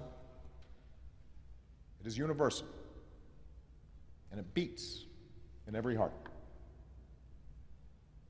Perhaps that's why there are few nations that stand firmer, speak louder, and fight harder to defend democratic values around the world than the United States and the United Kingdom. We are the allies who landed at Omaha and Gold, who sacrificed side by side to free a continent from the march of tyranny and help prosperity flourish from the ruins of war. And with the founding of NATO, a British idea, we joined a transatlantic alliance that has ensured our security for over half a century. Together with our allies, we forged a lasting peace from a Cold War. When the Iron Curtain lifted, we expanded our alliance to include the nations of Central and Eastern Europe and built new bridges to Russia and the former states of the Soviet Union. And when there was strife in the Balkans, we worked together to keep the peace.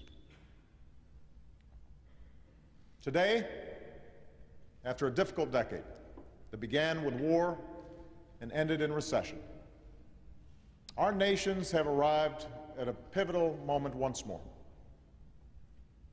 A global economy that once stood on the brink of depression is now stable and recovering. After years of conflict, the United States has removed 100,000 troops from Iraq. The United Kingdom has removed its forces, and our combat mission there has ended. In Afghanistan, we've broken the Taliban's momentum and will soon begin a transition to Afghan lead. And nearly 10 years after 9/11, we have disrupted terrorist networks and dealt al-Qaeda a huge blow by killing its leader, Osama bin Laden. Together, we have met great challenges. But as we enter this new chapter in our shared history, profound challenges stretch out before us. In a world where the prosperity of all nations is now inextricably linked, A new era of cooperation is required to ensure the growth and stability of the global economy. As new threats spread across borders and oceans, we must dismantle terrorist networks and stop the spread of nuclear weapons, confront climate change, and combat famine and disease. And as a revolution races through the streets of the Middle East and North Africa, the entire world has a stake in the aspirations of a generation that longs to determine its own destiny. These challenges come at a time when the international order has already been reshaped for a new century. Countries like China, India, and Brazil are growing by leaps and bounds. We should welcome this development, for it has lifted hundreds of millions from poverty around the globe and created new markets and opportunities for our own nations. And yet, as this rapid change has taken place, it's become fashionable in some quarters to question whether the rise of these nations will accompany the decline of American and European influence around the world. Perhaps, the argument goes, these nations represent the future, and the time for our leadership has passed. That argument is wrong. The time for our leadership is now. It was the United States and the United Kingdom and our democratic allies that shaped a world in which new nations could emerge and individuals could thrive. And even as more nations take on the responsibilities of global leadership, our alliance will remain indispensable to the goal of a century that is more peaceful, more prosperous, and more just. At a time when threats and challenges require nations to work in concert with one another, we remain the greatest catalysts for global action. In an era defined by the rapid flow of commerce and information, it is our free market tradition, our openness, fortified by our commitment to basic security for our citizens, that offers the best chance of prosperity that is both strong and shared. As millions are still denied their basic human rights because of who they are or what they believe or the kind of government that they live under, we are the nations most willing to stand up for the values of tolerance and self-determination that lead to peace and dignity. Now, this doesn't mean we can afford to stand still. The nature of our leadership will need to change with the times. As I said the first time I came to London as president for the G20 summit, the days are gone when Roosevelt and Churchill could sit in a room and solve the world's problems over a glass of brandy. Although I'm sure that Prime Minister Cameron would agree that some days we could both use a stiff drink. In this century, our joint leadership will require building new partnerships, adapting to new circumstances, and remaking ourselves to meet the demands of a new era. That begins with our economic leadership. Adam Smith's central insight remains true today. There is no greater generator of wealth and innovation than a system of free enterprise that unleashes the full potential of individual men and women. That's what led to the Industrial Revolution that began in the factories of Manchester. That is what led to the dawn of the information age that arose from the office parks of Silicon Valley. That's why countries like China, India, and Brazil are growing so rapidly, because in fits and starts, they are moving toward market-based principles that the United States and the United Kingdom have always embraced. In other words, we live in a global economy that is largely of our own making. And today, the competition for the best jobs and industries favors countries that are free-thinking and forward-looking, countries with the most creative and innovative and entrepreneurial citizens. That gives nations like the United States and the United Kingdom an inherent advantage. For from Newton and Darwin to Edison and Einstein, from Alan Turing to Steve Jobs, we have led the world in our commitment to science and cutting-edge research, the discovery of new medicines and technologies. We educate our citizens and train our workers in the best colleges and universities on earth. But to maintain this advantage in a world that's more competitive than ever, we will have to redouble our investments in science and engineering and renew our national commitments to educating our workforces. We've also been reminded in the last few years that markets can sometimes fail.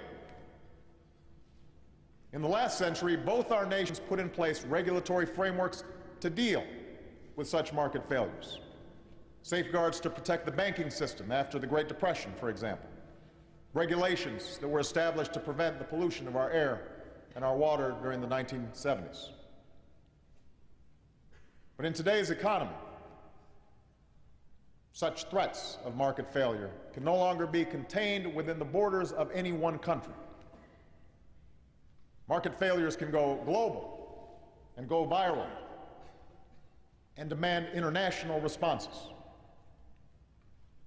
A financial crisis that began on Wall Street infected nearly every continent, which is why we must keep working through forums like the G20 to put in place global rules of the road to prevent future excesses and abuse.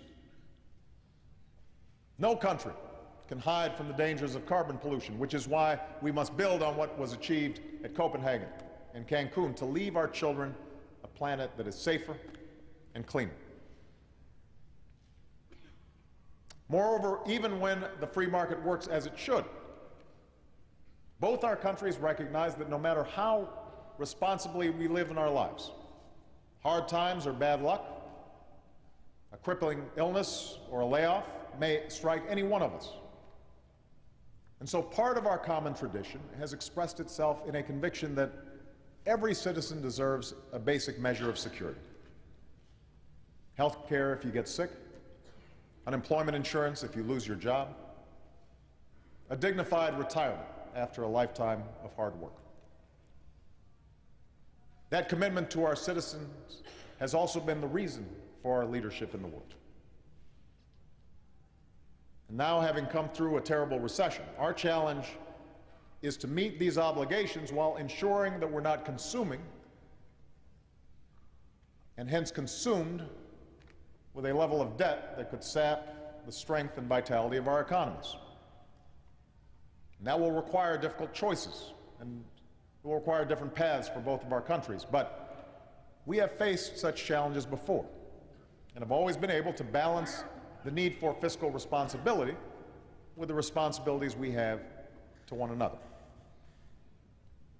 And I believe we can do this again. As we do, the successes and failures of our own past can serve as an example for emerging economies. That it's possible to grow without polluting.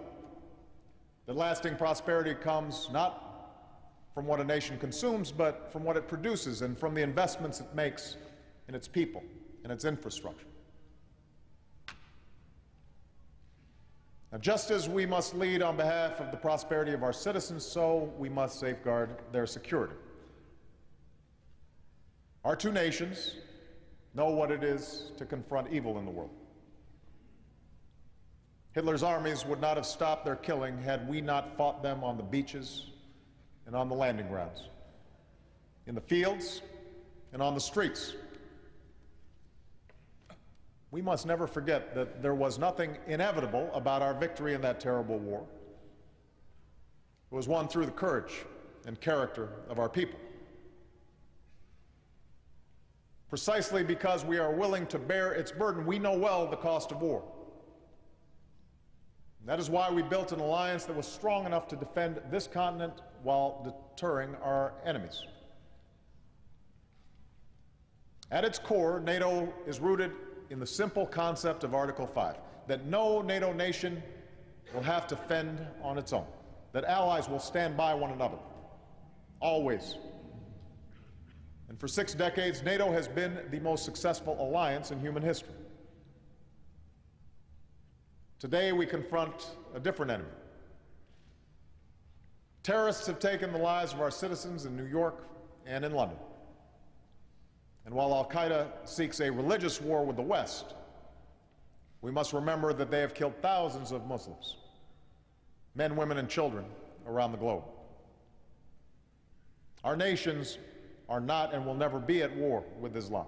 Our fight is focused on defeating al-Qaeda and its extremist allies.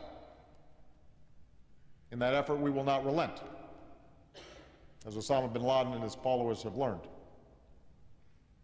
And as we fight an enemy that respects no law of war, we will continue to hold ourselves to a higher standard by living up to the values, the rule of law, and due process that we so ardently defend.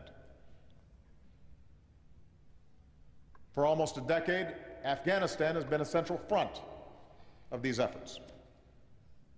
Throughout those years, you, the British people, have been a stalwart ally, along with so many others who fight by our side.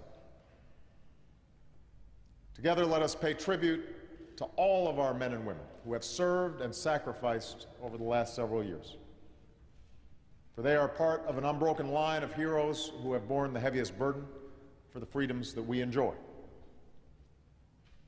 Because of them, we have broken the Taliban's momentum. Because of them, we have built the capacity of Afghan security forces. And because of them, we are now preparing to turn a corner in Afghanistan by transitioning to Afghan lead. And during this transition, we will pursue a lasting peace with those who break free of al-Qaeda and respect the Afghan constitution and lay down arms. And we will ensure that Afghanistan is never a safe haven for terror, but is instead a country that is strong, sovereign, and able to stand on its own 2 feet. Indeed, our efforts in this young century have led us to a new concept for NATO that will give us the capabilities needed to meet new threats. Threats like terrorism and piracy, cyber attacks and ballistic missiles. But a revitalized NATO will continue to hew to that original vision of its founders, allowing us to rally collective action for the defense of our people, while building upon the broader belief of Roosevelt and Churchill that all nations have both rights and responsibilities, and all nations share a common interest in an international architecture that maintains the peace. We also share a common interest in stopping the spread of nuclear weapons. Across the globe, nations are locking down nuclear materials so they never fall into the wrong hands because of our leadership. From North Korea to Iran, we've sent a message that those who flaunt their obligations will face consequences, which is why America and the European Union just recently strengthened our sanctions on Iran, in large part because of the leadership of the United Kingdom and the United States. And while we hold others to account, we will meet our own obligations under the Non-Proliferation Treaty and strive for a world without nuclear weapons. We share a common interest in resolving conflicts that prolong human suffering and threaten to tear whole regions asunder. In Sudan, after years of war and thousands of deaths, we call on both North and South to pull back from the brink of violence and choose the path of peace. And in the Middle East, we stand united in our support for a secure Israel and a sovereign Palestine. And we share a common interest in development that advances dignity and security. To succeed, we must cast aside the impulse to look at impoverished parts of the globe as a place for charity. Instead, we should empower the same forces that have allowed our own people to thrive. We should help the hungry to feed themselves, the doctors who care for the sick. We should support countries that confront corruption and allow their people to innovate. And we should advance the truth that nations prosper when they allow women and girls to reach their full potential. We do these things because we believe not simply in the rights of nations, we believe in the rights of citizens. That is the beacon that guided us through our fight against fascism and our twilight struggle against communism, and today that idea is being put to the test in the Middle East and North Africa. In country after country, people are mobilizing to free themselves from the grip of an iron fist. And while these movements for change are just 6 months old, we have seen them play out before. From Eastern Europe to the Americas, from South Africa to Southeast Asia.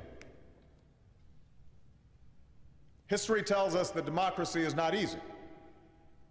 It will be years before these revolutions reach their conclusion, and there will be difficult days along the way. Power rarely gives up without a fight, particularly in places where there are divisions of tribe and divisions of sect. We also know that populism can take dangerous turns, from the extremism of those who would use democracy to deny minority rights, to the nationalism that left so many scars on this continent in the 20th century. But make no mistake, what we saw, what we are seeing in Tehran, in Tunis, in Tahrir Square, is a longing for the same freedoms that we take for granted here at home.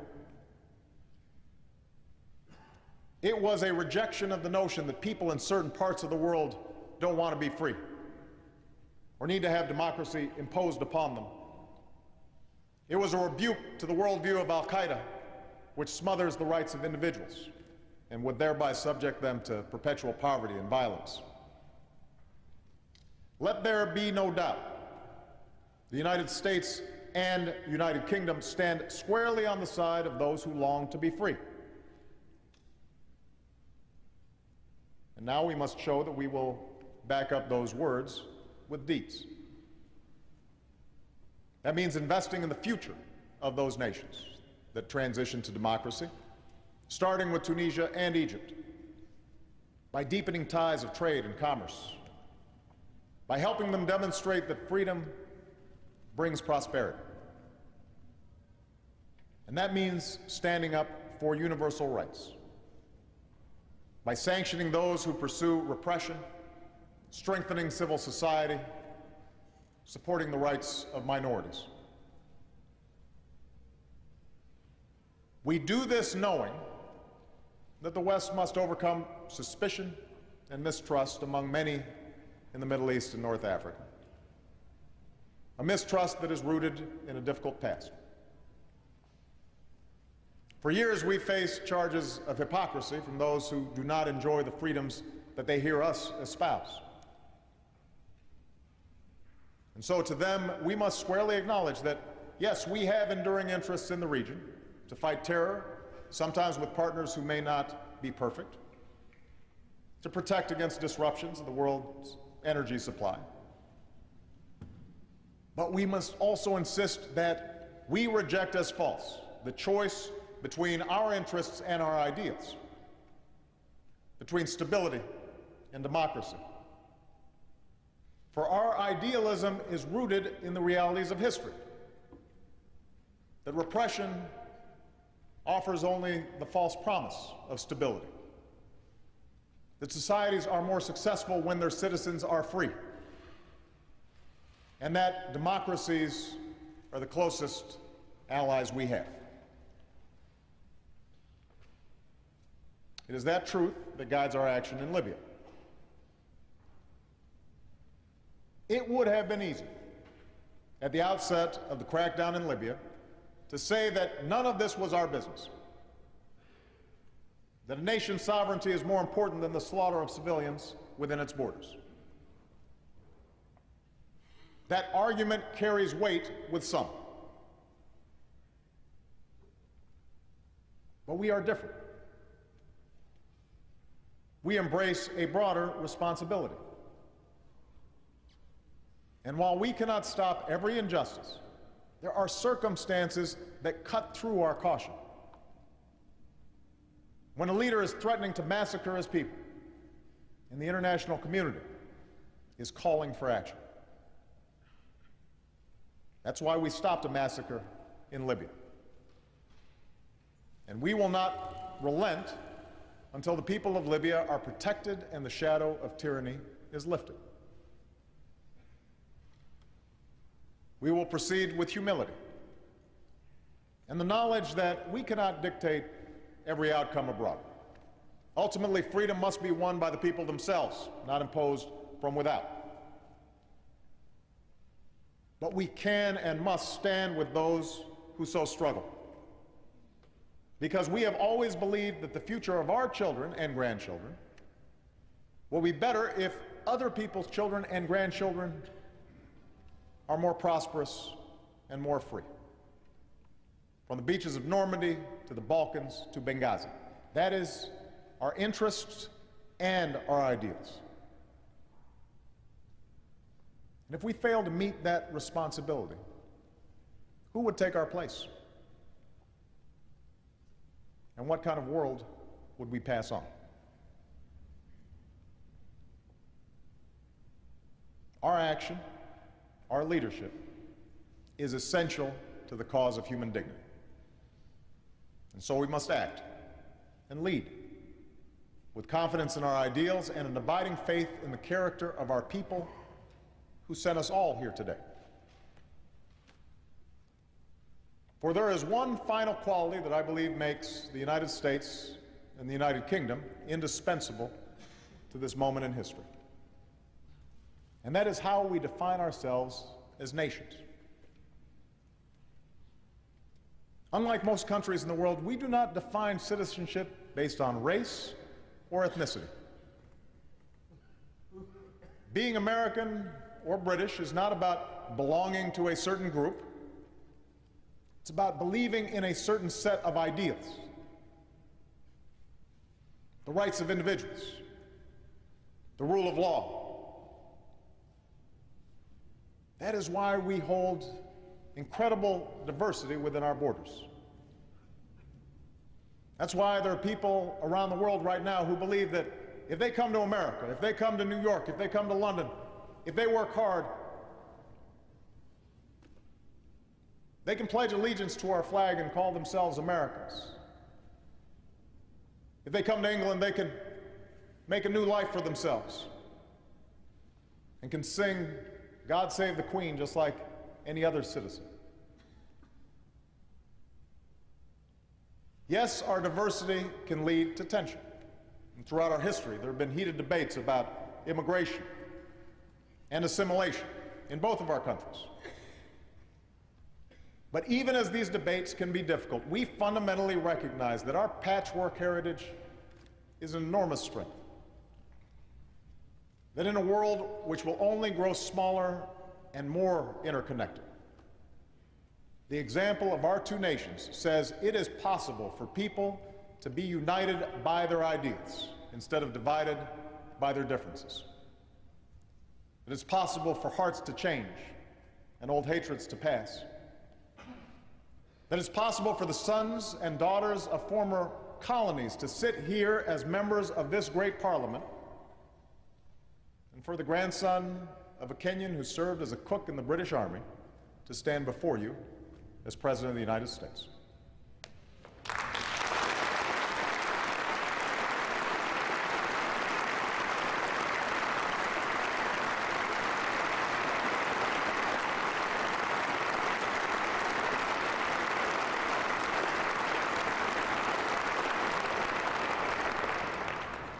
That is what defines us. That is why the young men and women in the streets of Damascus and Cairo still reach for the rights our citizens enjoy, even if they sometimes differ with our policies. As two of the most powerful nations in the history of the world, we must always remember that the true source of our influence hasn't just been the size of our economies, or the reach of our militaries, or the land that we've claimed. It has been the values that we must never waver in defending around the world. The idea that all beings are endowed by our Creator with certain rights that cannot be denied. That is what forged our bond in the fire of war. A bond made manifest by the friendship between two of our greatest leaders. Churchill and Roosevelt had their differences. They were keen observers of each other's blind spots and shortcomings, if not always their own. And they were hard-headed about their ability to remake the world. But what joined the fates of these two men at that particular moment in history was not simply a shared interest in victory on the battlefield. It was a shared belief in the ultimate triumph of human freedom and human dignity. A conviction that we have a say in how this story ends. This conviction lives on in their people today. The challenges we face are great. The work before us is hard. But we have come through a difficult decade, and whenever the tests and trials ahead may seem too big or too many, let us turn to their example and the words that Churchill spoke on the day that Europe was freed. In the long years to come, not only will the people of this island, but the world, wherever the bird of freedom chirps in the human heart, look back to what we've done, and they will say, do not despair, do not yield, march straight forward. With courage and purpose, with humility and with hope, with faith in the promise of tomorrow, let us march straight forward, together, enduring allies, in the cause of a world that is more peaceful, more prosperous, and more just. Thank you very much.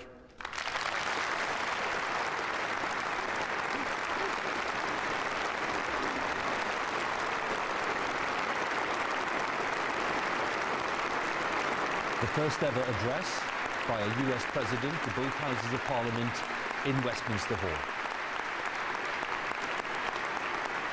The high point of President Obama's state visit to the United Kingdom is thanked by the Lord Speaker, Baroness Hayman, and acknowledges the applause of former Prime Ministers, including Gordon Brown and Tony Blair and Sir John Major. His own ambassador to Britain and Britain's ambassador to Washington, and 1,000 members of the House of Commons and the House of Lords.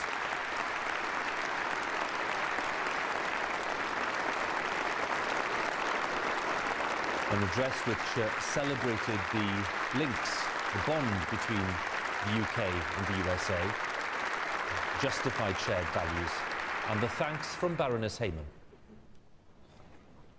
Mr. President, I think that response describes far more eloquently than any words of mine could do how much that very memorable and inspiring address was appreciated by everybody who heard it here today. You spoke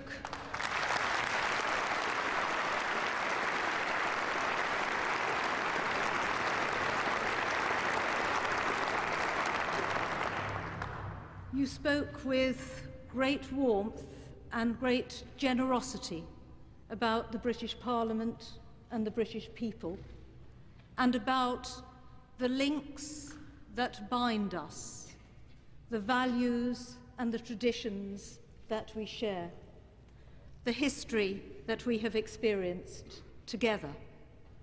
But more than that, you spoke too, not just of the relationships of the past, but the relationships of the future.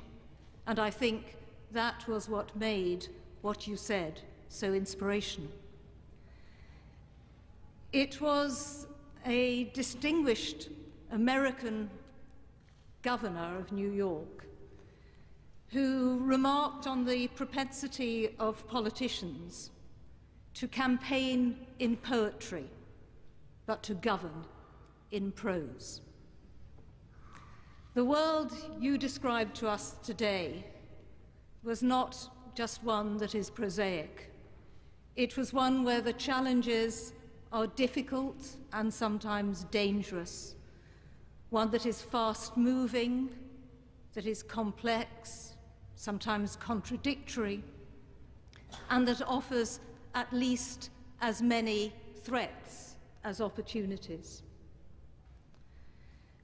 But in the eloquence of your address, you reminded us of the importance of maintaining the poetry in government. Because to lead, that poetry is necessary.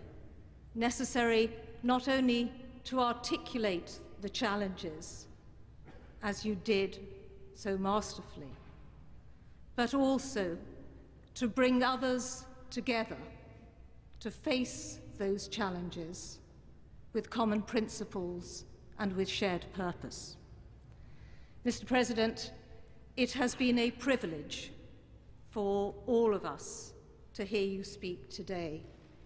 It is a privilege for me to have the responsibility of thanking you on behalf of both Houses of Parliament for coming to Westminster, and to wish you and Mrs. Obama a very happy and pleasant rest of your stay in the United Kingdom. Thank you so much.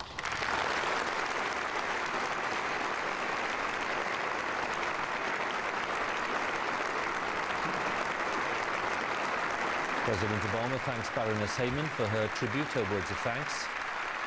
Acknowledges the thanks of the Speaker, John Bercow, too. And I'm sure now we'll go over to greet Mr. Cameron and the former Prime Ministers. And as he does so, I'll ask Catty Kay and Sir Christopher Mayor, who are still with me, for their impressions of the speech. Catty? Well, it was a long laundry list many times of the state of the world and the state of American foreign policy. He was at his most elegant hue when he was addressing head-on the special relationship, as he called it, between the United Kingdom and the United States, a relationship which, as he says, has been analysed and over-analysed. But he paid a great tribute to Britain. He said that at one point that England's love of freedom and democracy finds its most forceful expression in the American Bill of Rights. And I think with that, he tried to encapsulate how he sees this relationship and put to rest some of those critics who have said that Barack Obama came in, moved the bust of Churchill out of the Oval Office, gave the Queen an iPod, and somehow didn't understand the importance of the relationship. And in a sense, this president, the son of a Kenyan, the son of a single mother who grew up in Hawaii, is an embodiment of that idea of this special relationship and of America's love of freedom and democracy. And I think when it was interesting that the moment he got that round of applause, the one moment in the middle of his speech was when he referred to himself as the son of a Kenyan. So Christopher, a brief thought from you? It's a rebooting of the special/essential relationship, but in a new context, a context in which, once again, America carries the standard of democracy in the world, this time harnessed intimately to the United Kingdom. So, led by the Speaker, President Obama makes his way gradually through the body of Westminster Hall, congratulated by MPs and peers alike, and by other leading figures of the faith community in the United Kingdom. Everyone straining to shake the President's hand, because this has been, in the proper and fuller sense of the word, an historic occasion. President Obama, the first US President ever to address the House of Commons and the House of Lords, gathered here in the medieval splendour of Westminster Hall. Coverage of the state visit continues on the BBC News Channel and on BBC World. But from all of us here at Westminster, thank you for watching and goodbye.